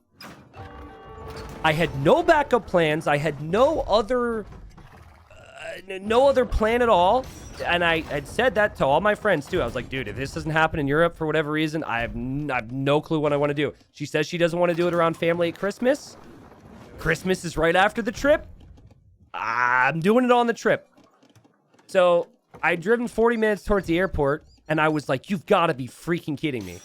And so I quickly mapped it out, and I determined that if I drove really, really, really, really fast, both ways, I could maybe get the ring and still make the flight. But there was a really good chance that I wouldn't make the flight. Like, a really good chance being like 50-50. It would depend on, like, how competent security was in the airport and how fast I could park my car. But I had no backup plan, and I wasn't, like, the other thing I should mention is she was flying in 3 days later. So my other thought was I could ask her to bring the ring with her, which is just, like, the lamest thing ever. Like, hey, hidden in the closet, there's this little box. Now, don't look inside of it, and it's not a ring. It's actually just, like, a key to my heart. Yeah, so I couldn't do that. So I'm not kidding you. I don't know how I didn't get pulled over. I was averaging 100 the entire way back home and the entire way to that point where I ended up turning around. So 40 minutes of speeding, and then another 40 minutes of speeding, and then at that point, there was traffic, so I couldn't really speed anymore. I was flying, dude. I was flying. My car was shaking. At one point, I think I hit like 120, and I was like, what am I doing with my life? But I was committed. So, and I also am really proud of myself. If there's any policemen watching or anyone of law enforcement whatsoever, I hope you can't retroactively punish me for what I'm saying. But I was really proud of myself because there was an instance where I was like, there's definitely going to be a speed trap here. And I slowed down ahead of time, and sure enough, there was a cop there. And I eased past the cop, and then I floored it again. I even had my whole story as Red attacks here, and Red is raiding Blue. I mean, this isn't going to end in the game, so it's not even worth talking about. I even had my whole story for if I got pulled over. So I was like, can I tell the officer if he pulls me over the situation real quick so he'll let me go? I figured it wouldn't work. Anyways, I make it, guys, and when I got to the airport, they were shutting down the bag check-in 3 minutes after I got there. I forget the exact time, but let's say it was like 2:15. They shut down where you can check your bags. I got there at 2:12. Barely made it.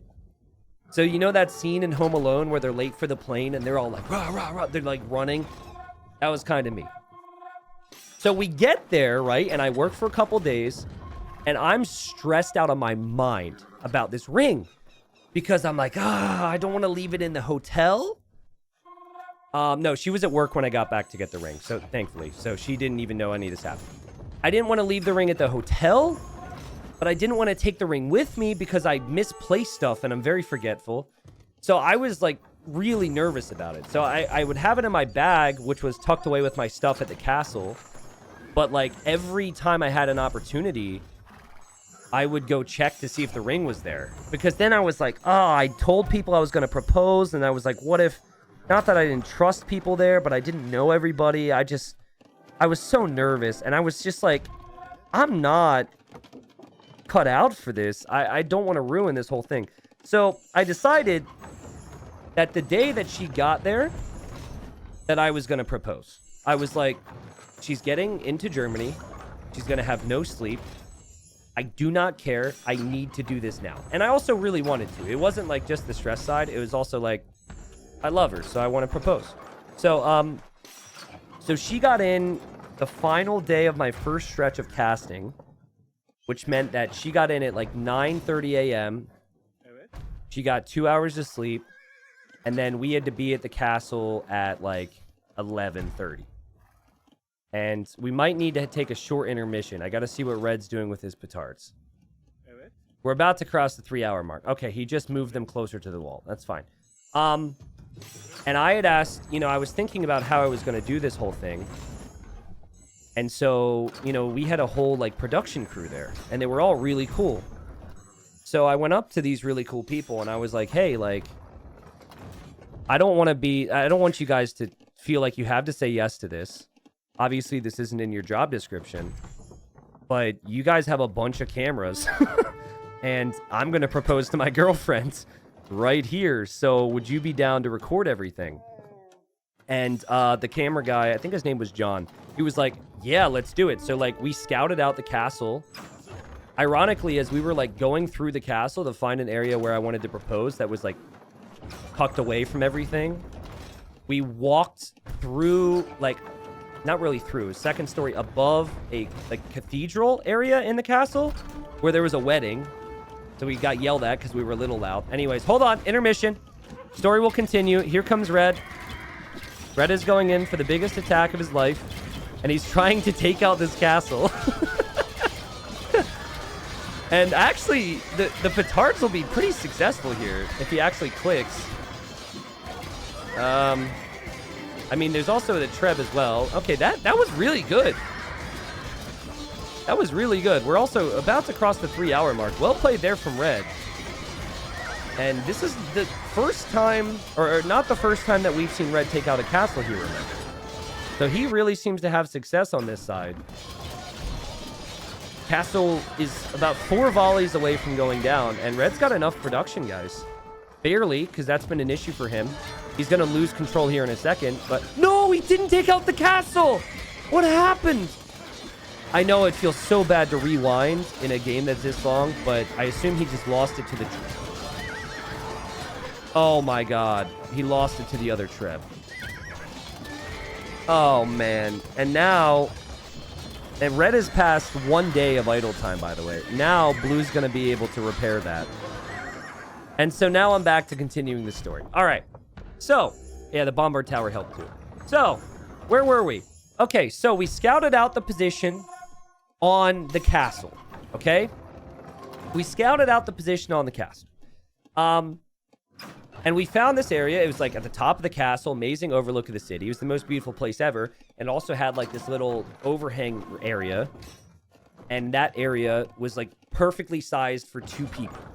So I was like, all right, that's where we're going to do it. And I told Riley, who's the host of the event, also a good friend of mine now, who was all about it. He was super supportive. He was like, hey, I'll help. If the situation comes, I'll like help you, get her there so she doesn't think something's up. I was like, great. Dave did volunteer like months prior. He was like, dude, if you need me to hide in the bushes and pop out with the camera, I can do that. I was like, Dave, you can do your thing. We don't need your expertise. So that was a nice offer from him, I guess. So back to the day of, right? We already had the spot we wanted to go to, and she gets in. Now, guys, she had told me, she's like, I don't want to be picky, but she's like, there's kind of like 3 requirements. Not requirements. There's 3 things that I'm kind of hoping for with the proposal. And I was like, you know, lay it on me. Like, what are you thinking? And she said, I want to look cute. So don't, like, you know, do it if I look like crap. And I was like, babe, you never look like crap, which was just an amazing play. Highly suggest that response if, you know, if you ever get the opportunity. She's like, so I want to look good. You know, I want to look cute. She's like, I want to be kind of surprised. So I don't want it to be obvious. It was look cute. It was surprise. Oh, and it was uniqueness. So she's like, I want it to be kind of unique. Like, you know, I don't want something that's like every other proposal has been. By the way, Blue's going to get some monk upgrades. Why not get redemption? That's completely fine. So I was like, okay, well, we're going to do it in a castle. That's unique. I'm going to tell her we're doing something else. So I'm going to try and make it a surprise. And then the other thing that I couldn't, like, control was, like, is she gonna try and look nice? Like, what's the deal? She just got off the plane, right? So she gets there, 2 hours of sleep. She's, like, dead. And I'm in this, like, I'm gonna propose mode. I told everybody it was gonna happen already. And so she's, like, getting washed up and whatnot after the flight, takes a shower and whatnot. And I'm just, like, really hoping she doesn't, like, you know, as we're gonna even see some archers here from Blue again. Flashback 3 hours. I'm like hoping she doesn't come out with like sweatshirt and a sweatpants, because like she wouldn't want me to propose the sweatshirt and the sweatpants, but if I were her, would definitely be in like sweatshirt and sweatpants and just like relaxed, comfy clothes, right? And she comes out and she's looking amazing. I was like, yes, because I didn't know what I'd say. Like, oh, you sure you want to wear that? You know, this is a big thing. I was like pumping this all up in my mind, really stressed out about the situation. So we get to the castle, all right? And we get to the castle, and I'm like, again, like, I gotta do this. And, so I told, like, it was already planned with Camera Guy that I told her that we were gonna go on a quick tour, because I never got to tour the castle. I know it's dumb, it's my second time there, but I worked so much, I never got to do the full tour. So I was like, hey, they've got a key, they're just gonna give us a little personal tour before my cast. And she was like, oh, that sounds really cool. And so that we left it at that. And then we're like waiting for him to get the key, which in reality was like, I think him getting his camera or whatever. And I'm like, antsy. And I have the ring in my pocket of my jacket, okay? I gotta love the Treb volleys, man. I really wish we had stats on how many flying balls have flown through the air in this game. And it was really warm inside the castle. And so she notices I'm sweating because of a little bit of nerves, but also because I have this winter jacket on inside. And she goes, why don't you take your jacket out? Take your jacket off. You're really warm. And I'm like, oh, no, I'm fine. We're going to go outside soon. Meanwhile, I'm like, really wish I could take the jacket off, but I had the ring, so I couldn't. So that was like scare number 1. Scare number 2, she goes, here, hold my phone. And she starts to put the phone into the pocket that had the ring in it. And I jumped and turned. It was a reflex. It was like a dodgeball. I was like, no. And I was like, oh, do this pocket. And she was like, she chalked it up to, she said later that she thought it was weird, but she was like, you're weird, so it's whatever. So that was like dodge number 2. I was like, oh my God, where are these Red Bull guys? I can't deal with this anymore. And so then it's like Red Bull guys get there and we're walking to do the tour. And Riley, who I had told like about the whole situation, he thinks that he's needed for the plan. At this point, Riley wasn't needed for the plan. Plan was already going well. And he goes, Tristan, he's like, we really need you to record something up here in the castle. So you want to come up with us? We'll go right now. Because he thought he had to do that. And meanwhile, like, that was not a part of the story I told her. So I was like, again, this is going to be so obvious. Again, just like blowing things out of proportion in my own mind. So I'm like, sure, we were going to go up there anyways. Why don't you just like follow us up there? Anyways, we get up there. Thankfully, my girl is very oblivious to everything because this was so obvious to me. She had no clue. Obviously, she also had 2 hours of sleep. We get to the perfect spot. We stand there together looking out over the countryside or the city. And I said to her, so how obvious did I make this? And she's like, how obvious did you make what? And then I got down on one knee, and I had this whole like thing planned I was going to say, but I completely forgot it. And I just said, I don't know what to say. And I said I loved her. And it was all cute, blah, blah, blah, blah, blah, blah, blah. There's photos on Instagram and Facebook if you want to see it. Probably on Twitter too. The interesting thing was, so that area of the castle, to my knowledge, was off limits to everybody because we were using keys. I didn't know that like tours would actually go up there because I picked that spot because it could kind of just be us, right? And by the way, John from Red Bull took all these amazing photos. It was so cool. Riley pulled out his phone and got good video and everything, right? So we like, I proposed, right? And funny thing actually about the video, I don't know if it's out there. So funny thing was the first thing she said to me when I got down on one knee and said, will you marry me? It wasn't yes, guys. It was, oh my God, I'm going to throw up. She was so surprised and she was so taken back by it. It was so adorable. The first word she said was, oh my God, I'm going to throw up. And then she gained her composure and said yes. And then, you know, so we had our moment, right? And so as this is happening, we don't, like, the rest of the world is non-existent to us, right? So we don't know what's going on elsewhere because it's a nice little romantic time. And then all of a sudden, there in our peaceful little area of the castle where no one else has access to, there is a round of applause. And forming around us is a crowd of like 100 people who were apparently part of a castle tour that just so happened to like wander up as all this was happening. And yeah, so like then we got a round of applause, which was actually pretty cool. We were not expecting that. And in that crowd was a T90 viewer who took a selfie with us behind him and made a funny meme about it, which kudos to him. So anyways, that's the whole proposal story. And we still haven't really changed the situation in this freaking game. It's 3 hours and 14 minutes. And I mean, I might as well retell all the stories of my life at this point. Oh my God. Like, Red finally made Rams, which I really like to see. But he hasn't upgraded them. So yeah, that was the whole story. So it was a whole fiasco. And then what was actually really nice was that we had like 4 days off in between when I worked again for Red Bull. So we got to go to some different areas and do some stuff, which was very honeymoon-esque. Like, it wasn't really part of the plan originally, because originally I was going to propose at like on that trip. But it was kind of cool to like have that opportunity. I was really lucky. So anyways, that's the whole story. I'm trying to think about what has changed since I started the story. Not a whole lot.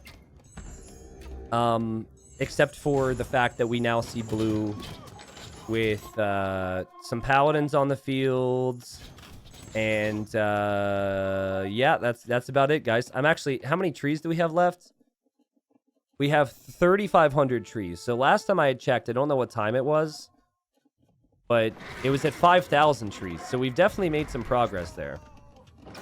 Now, obviously, 46,000 wood is in the bank for blue. And we are about to cross the 2-hour real-time mark of this game. Game time, obviously, is different speed, so. Whew. Never heard this story, loved it. Well, I'm glad you loved it. Yeah, I mean, it was, in my mind, like, I couldn't have dreamt it up better. Me screwing up, forgetting the ring, and everything else. All that's, like, very me. And her saying, oh my God, I'm going to throw up right after I said, will you marry me? Also very her. We're you know, we're not hugely awkward people, but we fit each other in that way, and it was really nice. Also, everyone was really cool. I met so many viewers. I don't know how many of those viewers are going to be watching this game later. There's so many people who have watched my content over the years that I got to meet at Red Bull. And anyone I ran into was just super kind. Whether it was just a quick chat and a photo, which is all I was able to do with most people or whatever.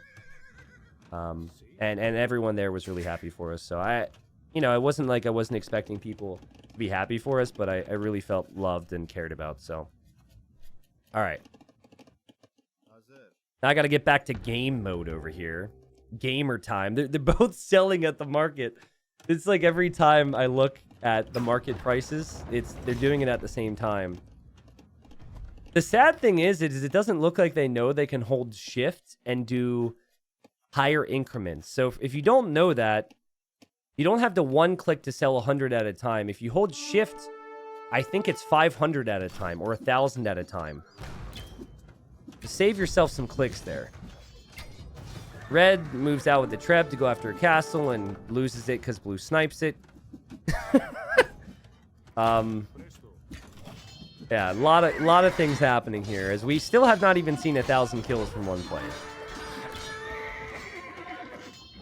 Can't wait to hear this story for the 50th time in another year or two when T90's married. Yeah, I mean, it's probably a story I'll retell. I mean, all my stories I retell from time to time because nobody sees every video and no one sees every stream, but it's one of my better stories now, so. Can we please respect and salute these two very low elo players for the grind, though? Dude, it's like they never stop. I mean, there's large gaps between when they actually end up doing certain things, but like there might be no wood left in this game eventually. Like Red actually made a tower here because he can see blue. They've actually chopped all that way. No, blue doesn't have the final wood upgrade. Ah! Oh, God. Research it, please. Please research it. Oh, man. Anyways. We are blessed to have found this game. Thank you for casting. You're welcome. Yeah, I'm trying to see what increments they're selling. Yeah, it kind of looks like they're just selling 100 at a time. I'm actually curious. That might be why their APM spikes. That might be them going to the market and just clicking a lot. Look at the resources collected in this game. It's just insane. Almost 1 million resources collected in this entire game. And no sign of it stopping. Like, okay, actually, I don't want to get people too excited here. But Red actually has a lot of bombard cannons. He has 8. And I remember before he had like 12 and he lost a lot and he hasn't been back to that yet, so. Steph, they both researched guilds, which is why they're getting, why the bottom of the market is 17 gold as opposed to 14. So guilds is a really nice upgrade.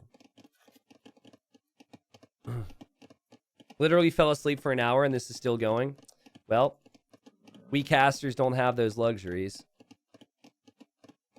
I can't wait to look at the YouTube analytics and see how many people skipped ahead. Oh, you bunch of dirty, rotten skippers. I don't blame you at all, but at the same time, I feel like we've had lots of memories made in this game. I'm enjoying myself. I love Red is to complete the walls. Oh, God. For his name being Sir Chancelot, he really doesn't leave a lot up to chance, does he? Oh, man. Blue is 40 archers in queue. Oh, God. Remember, I said 406. I don't even know if 406 seems possible right now. We're at 325. Like, how much elo are they even going to get for this? I think the true answer is not enough. I enjoyed the story from Germany, but perhaps we can skip a bit ahead. Diego, I'll pause for 10 seconds every time someone suggests I skip. I will not skip, all right? I recognize I have problems, but we will we will sit here and we will enjoy every second of this masterpiece. We will not skip. I don't even know if I can, to be honest. Actually, ooh, tempting. I don't actually know how far. Okay, now I'm not going to actually skip. Don't say, guys, don't. All right, you called my bluff, all right? I actually don't know how far ahead they are. Let's actually just put it on 2 times speed. Because I thought every game that we were casting was close to live time. But just in the off chance this is a 10-hour game, No. We can't. I gotta pause to compensate. I'm sorry. I cheated. It was a weak moment in my life. I'm sorry. There's just so many controls here. There we go. We're fine. I will not be a coward. I will commit. And we will make this happen. All right. Well, let's talk about winning army comps. I don't think either player is going to go siege ramp. Forget about that. But I think the winning army comp is there for red. Because red has, like, cav archers, hussars, and bombard cannons should destroy this. It absolutely should. The problem is they keep playing volleyball over here. And they're both really, really good at it. And again, the main thing is, like, red, if you ever rewatch this, man, like, queue up all your buildings and make more buildings. You do have more back here, but actually make sure before you lose units that you have more units that are going to arrive. But then you've got blue making archers. But then you also have blue with the extra relic. And then he's got 35 paladins in queue. And paladins are really good. It's like anytime I look at stuff here, it always leads to these two just butting heads forever and the game never ending. Oh my god, red brought his Trev over here. I want to see red use his trebuchets to snipe bills. I don't know if I've ever seen that. Okay, maybe it'll happen. Maybe. Oh, cav archers. All right. Oh, God. I hate it. I hate it. Oh, okay, well. The skirmisher, gunpowder combination, they're really good against the cav archers. You really don't want to be underneath that many skirmishers or bombard towers. So that was a little hurtful. That didn't feel great for red. But red just wanted to make more cav archers. Those cav archers were old and their knees were weak. So he needs young ones ready to go. I think in terms of pure resource control, I think blue wins this game. But I'm concerned at how long it's going to take because, guys, blue has not gone for the kill pretty much the entire game. He's chipped away at walls, but he's just waiting. Oh my god. Reckless Sarge says this is so painful. Hey, have some respect for these two, okay? Alright? Somebody might say that when you play community games, Reckless Sarge. But no, I get it. Oh my god! No! Oh my god! Okay, seriously though, that guy was dodging. Against Turk bombard towers too. Okay. Red trying to raid a little bit. He went for the Treb. And then here he goes to his death. He's just going for the siege, I guess. Makes sense. These two have had a big focus on trebuchets this game. Do you think that any of these players start to ban Arena after this game? Like, or do they... I think they both kind of like it. Like, red obviously loves it because red started off with this strat. Blue has not tried to push the strat and has just sat back himself and said, yeah, I'm fine with this. I think they're both Arena players for life. Yeah, people who watch might ban Arena so they don't have to play a game like this. But I think anyone who will eventually ban Arena because of watching this will also have not been as stubborn. Or, like, they would have just, like, they would have died already. Like, if they were in Blue's position, they might have bashed their head against the walls too long and eventually died. I don't know. So we'll have more arena banners. Gotcha. Hey, Carlos, thanks very much for the long-term support, by the way. Appreciate the sub. Small little FYI, considering this has been, I don't know, 2 hours. If you want to support here on the platform, 100% does go directly towards me. Hit the overview tab, and boom. 100%. It all goes mainly towards salmon and buying obnoxiously large gifts for my cat. Or cats, excuse me. Not really obnoxiously large gifts, but like we like our cats. And savings, you know, that's cool. We'll save some money. Whatever else. Bills. Ugh.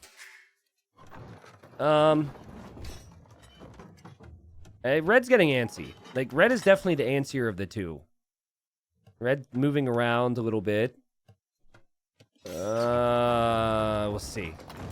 Is there any other way we can donate? Yeah, you can go... Patreon's the best way otherwise. Patreon takes like 90%. Wow, like 10%. So you can go to patreon.com/T90official. And you can also edit how much you want. So like, you know, if you want to make it like $1 or $6 or $27 or whatever, you have that. Only downside is I don't have any perks there. So the only perk you would actually get is you get a special access to a Discord room.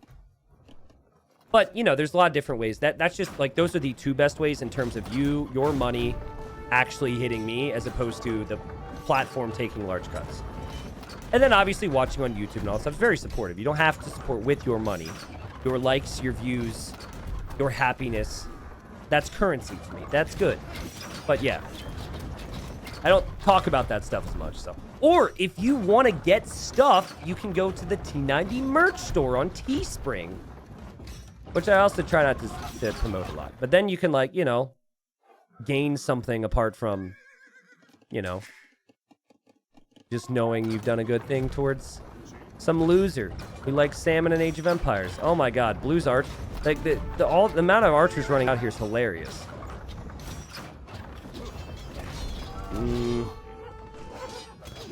Yeah, you could, if you wanted to, donate $1,000 a month on Patreon. I'm pretty sure it's possible.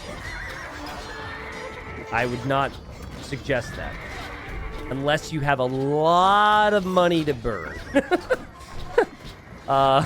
Actually, no, that would feel very uncomfortable. Yeah, let's not go that route. Just be generous within reason. Don't go crazy, bro. Oh, man. Well, Blue's making a lot of trebs, I'm noticing. To maybe, you know, chip away at these walls. I want to check some of these buildings to see how many kills they have. 30 kills. 6, 3, 12, 21, 17. What about this castle? 93, 14, 22. Trebs have actually done a pretty decent job as well.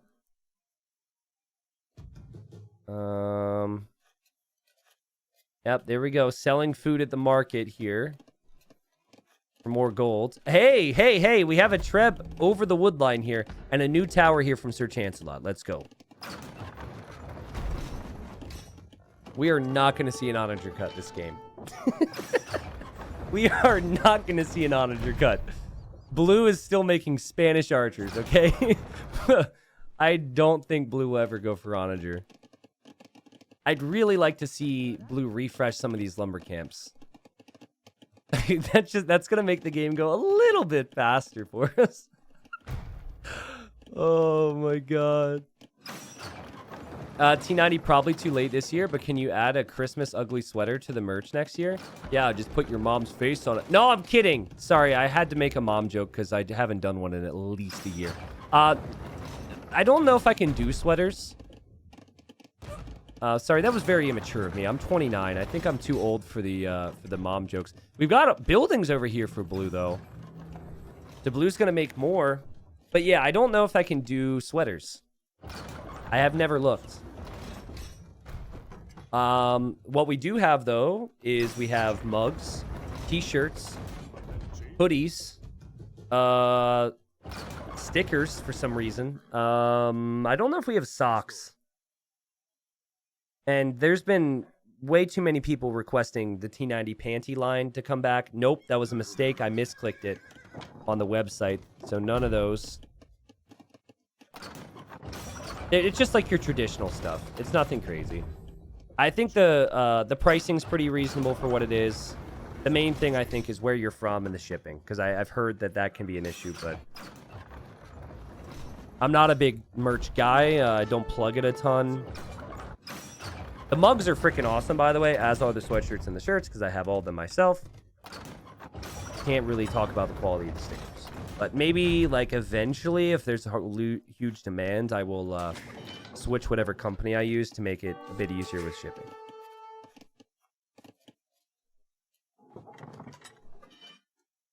If you're a Patreon supporter, you just automatically get access to the Discord as long as you link your Patreon with Discord.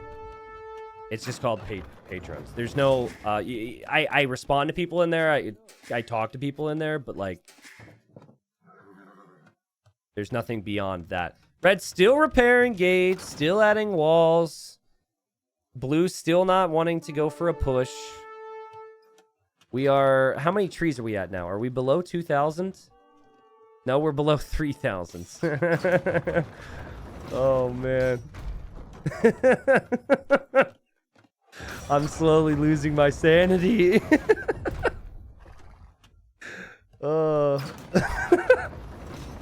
This is amazing. Like, what are the odds that we actually catch this? How many games do you think go over 3 hours? If I wouldn't have skipped out on doing Elo Legends on Tuesday, I would never be here watching this now. Written in the stars. Oh, God. We've got Treb V. Wait. Blue didn't know there would be bombard cannons there. Oh, yo. That's such a big swing in this game. Well, actually, they're auto-attacking. Oh, God. They're auto-attacking the Vills. Surely Red realized. Okay. There we go. Red sees it now, right? Yeah, Red sees it. Now watch Blue hit the bombard cannon. Because that's what we need in this game. We need Blue to hit the bombard cannon, so this just continues to go on longer. Okay, it's not going to happen. What a ridiculous game. Also, still haven't had someone go over 1,000 kills yet. But I think Red will get closest. Hello? Bombard cannon? Oh my God! No! I didn't mean it! I didn't mean it, game. Come on, Red. His cannon won't do it, so he's gonna send in the units now. There we go. Now the cannon's firing. Oh, got it. Nice. All right, nice work there, Red. Also, I like how you're repairing the lumber camp. What you don't want is for the fire to catch onto the trees, and then there's a forest fire, and then suddenly there's hussars running into your base. So I like that a lot. Oh, man. Okay, Blue's just going to try this again. Lots of repairing. The villagers really got some... I think we might have seen more repairs in this game than any other game I've casted before. Talk about getting value from your buildings and units. Let's go. Attention to detail. Guys, they haven't even talked to each other. There's been no, like, yo, this is a long game. There's been no taunts. There's been nothing. No chat whatsoever. Which is crazy. You would think at some point they're going to say, like, yo, can we pause? I got to use the bathroom. Like, has there been a point with their APM where they've ever left? No, they're always doing something. And on that note, I gotta pee. So, I'll be right back.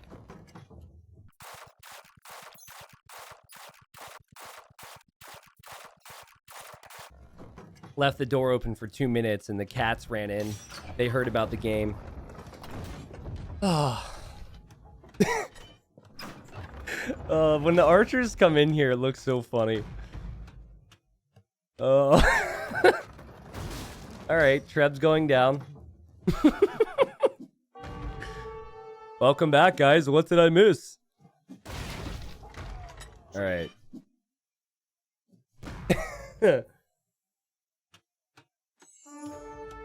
Don't these people have jobs? Dude, are you productive for 12 hours a day every day? I mean, you're currently watching a guy. Granted, you might be at your job. But on paper, you're currently watching a guy talk about 2 other people play video games. They have some fun every now and then, right? And in this case, they may have called out sick. Or, you know, it's their day off. The real test comes in is like, wait, Red said 1 minute break. 1 minute. He wants 1 minute. Just one. And he didn't get a response. So he just said K.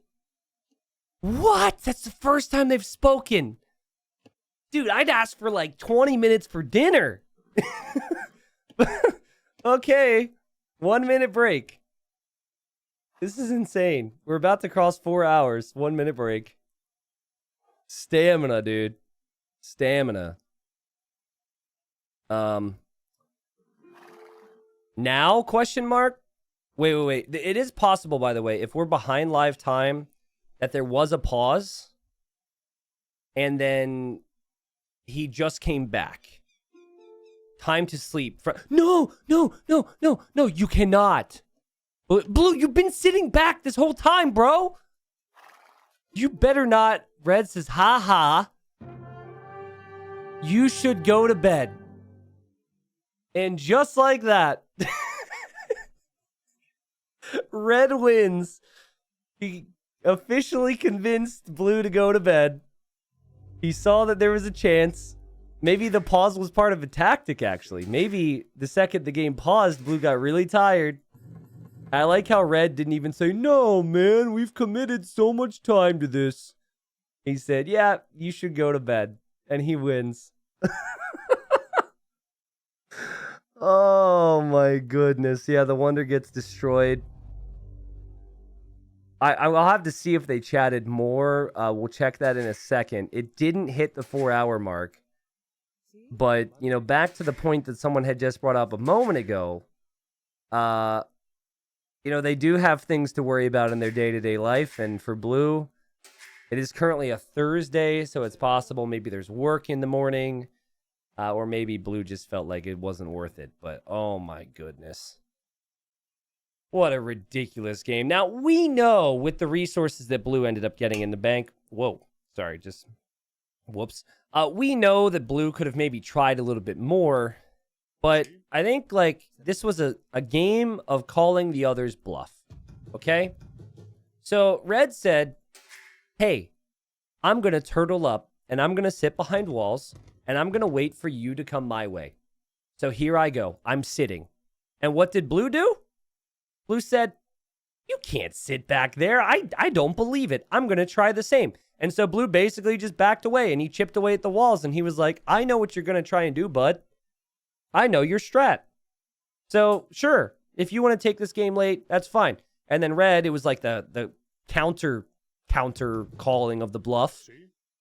And apparently he had aces the whole time because he's just been sitting back, acting like he wouldn't be able to finish it off. And what he really did have was stamina and apparently free time. I don't know other video games. Like, I know, like, there can be some long games from time to time, but I feel like that's the beauty of Age of Empires 2, man.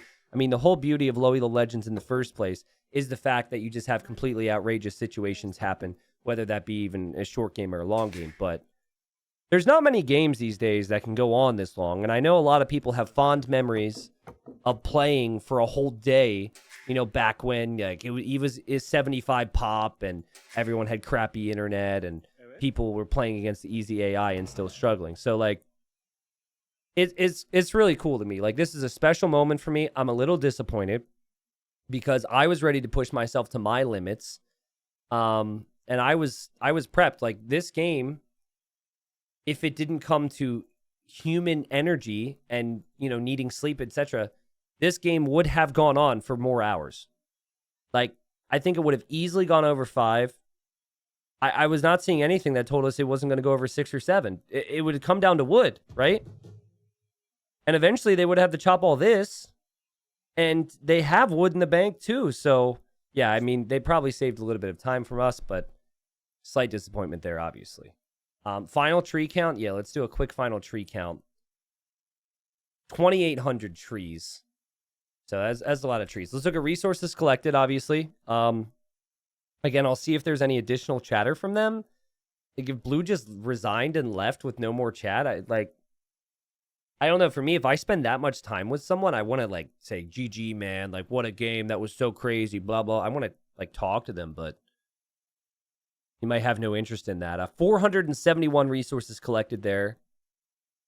And then 446,000 resources collected there from Red. That obviously, that is below 1 million, which is slightly disappointing, but it did cross 900,000 resources collected. The kills is not really that many. Let's be honest.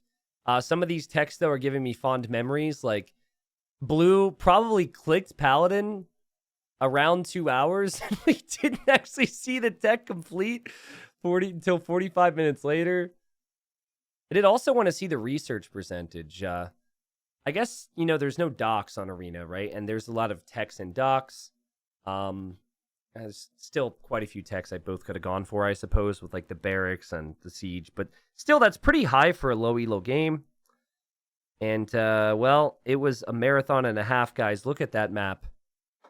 A destroyed wonder, walls everywhere, crazy game that, had they started in the morning, could have gone on for much longer.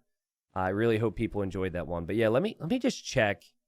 There's always a chance in-game that there was more chat.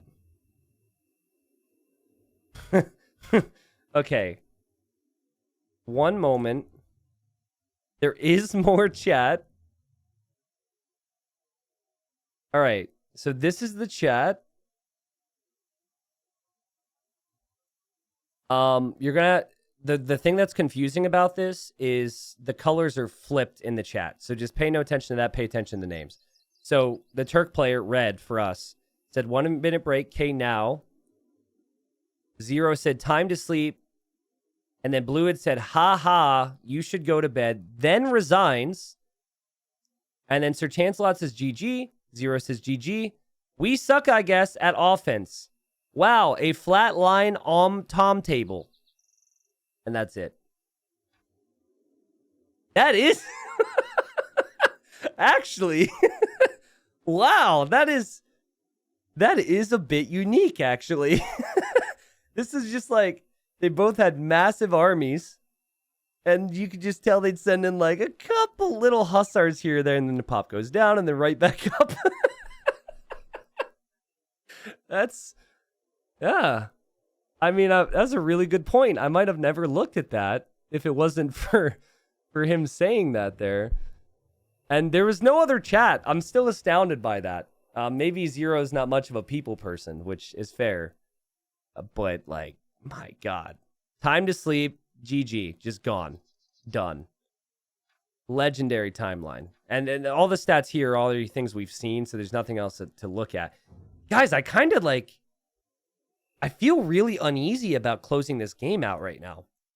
Like, I feel like attached to it. Like, if I close it out, that a piece of me has died. So, just give me a second, all right? Just give me a moment. We'll look at the timeline in the game again. It seems more obvious in the game. Just stare at that. But thanks for watching. Obviously, thanks for enjoying, or, you know, bearing with some of the stories there. Some people don't like the stories.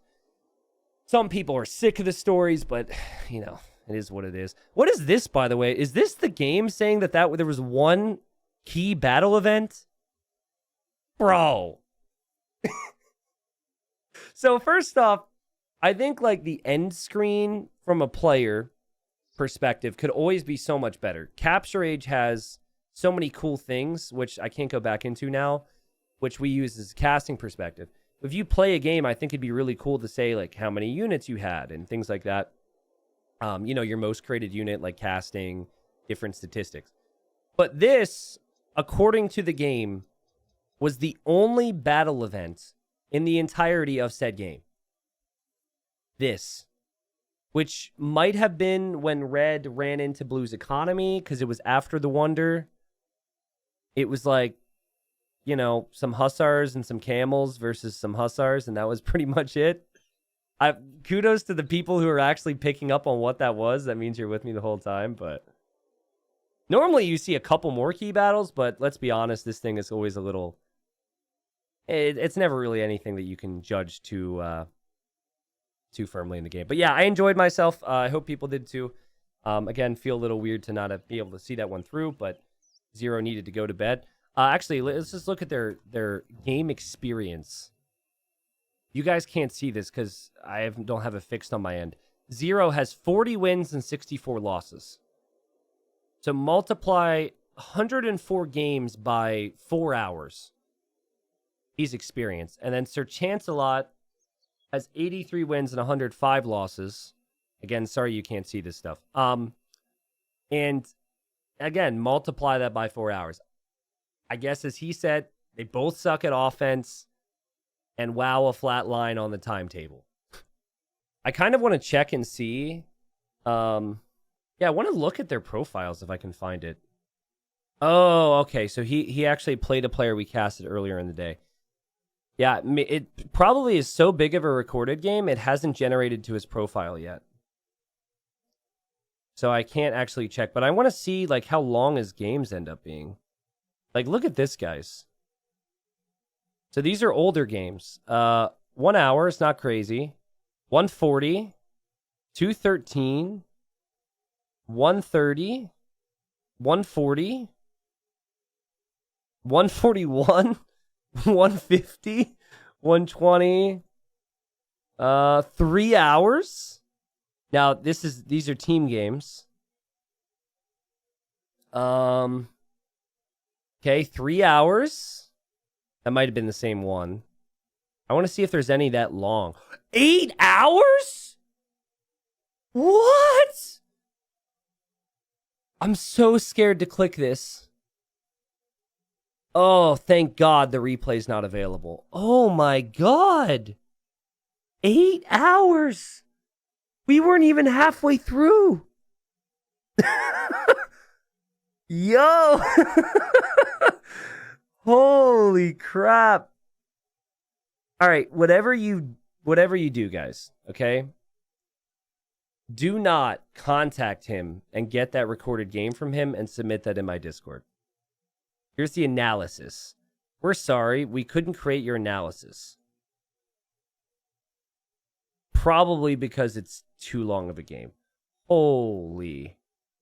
I'm now curious because we saw 8 hours. I have to keep looking. There's a lot that are at 3. This is 411. Dude, this is all within the last month. 430. Jeez, man. I bet you he could beat 8. 4 hours, 3 hours. 4 minutes. That guy's like, oh, I know this guy. I'm going to resign. I don't want to play him again. 4 hours again. 7 hours. What? Dude. Imagine how much extra gold you would get with the Vietnamese from the wood chopping. From that bonus they have. This is within a month. Another 3 hours, 1 hour, 2 hours, 3 hours. It's just like normal. Like that's... So now I think it answers our question though on like, was it him or was it the other guy? I feel like a lot of this is also him. 4 hours. This dude's a legend. He's absolute legend. And way down in the depths of low elo too. He's like probably killing off the player base one by one. Like, I bet you if you check these accounts, these guys stop playing. like, how active are they? Has he killed them off? Let me see. Let me find the like a 4 hour one. 4 hours. Okay. Oh, against Zero. He did it before? What? Against the same guy? 1 month ago? Huh. What? And it happened again. Okay, now I gotta look at this guy's profile, because apparently... Is this regular for him? Alright, nothing too crazy. This is the game that just ended. This is the one we just saw. It finally loaded on their profiles. Hold on. Okay, so 4 hours. It looks like he doesn't always play Arena. Now we have to look at him. It's funny, I've casted enough low elo players as I recognize some of these names, too, that he's run into. Just a few of them. Yeah, it doesn't seem like it's near of a him issue. Yeah, 1 hours. Yeah, I mean, it's definitely... Sir Chancelot is definitely the guy who takes it late. Dang, man. I mean, some of these are long. Like, we casted this guy last week. Well, the thing is, right? 0 queued up against him, but you don't have a choice in who you queue up against. So you queue ranked, and the system gives you... The system ends up matching you. It'd be kind of funny, though, if they had, like, more history together. It seems like 0 doesn't play quite as much, so I could probably go back in his match history a bit further. Oh, wow. This was... Guys, this doesn't happen a lot. This was a treat. By the way, guys, people have been asking me recently on if I have merch, and I don't really promote it much because I don't want to be too crazy, but I do have some. So if you're interested in that type of thing, you can always check it out here on the extension below the YouTube video or just in one of the links below.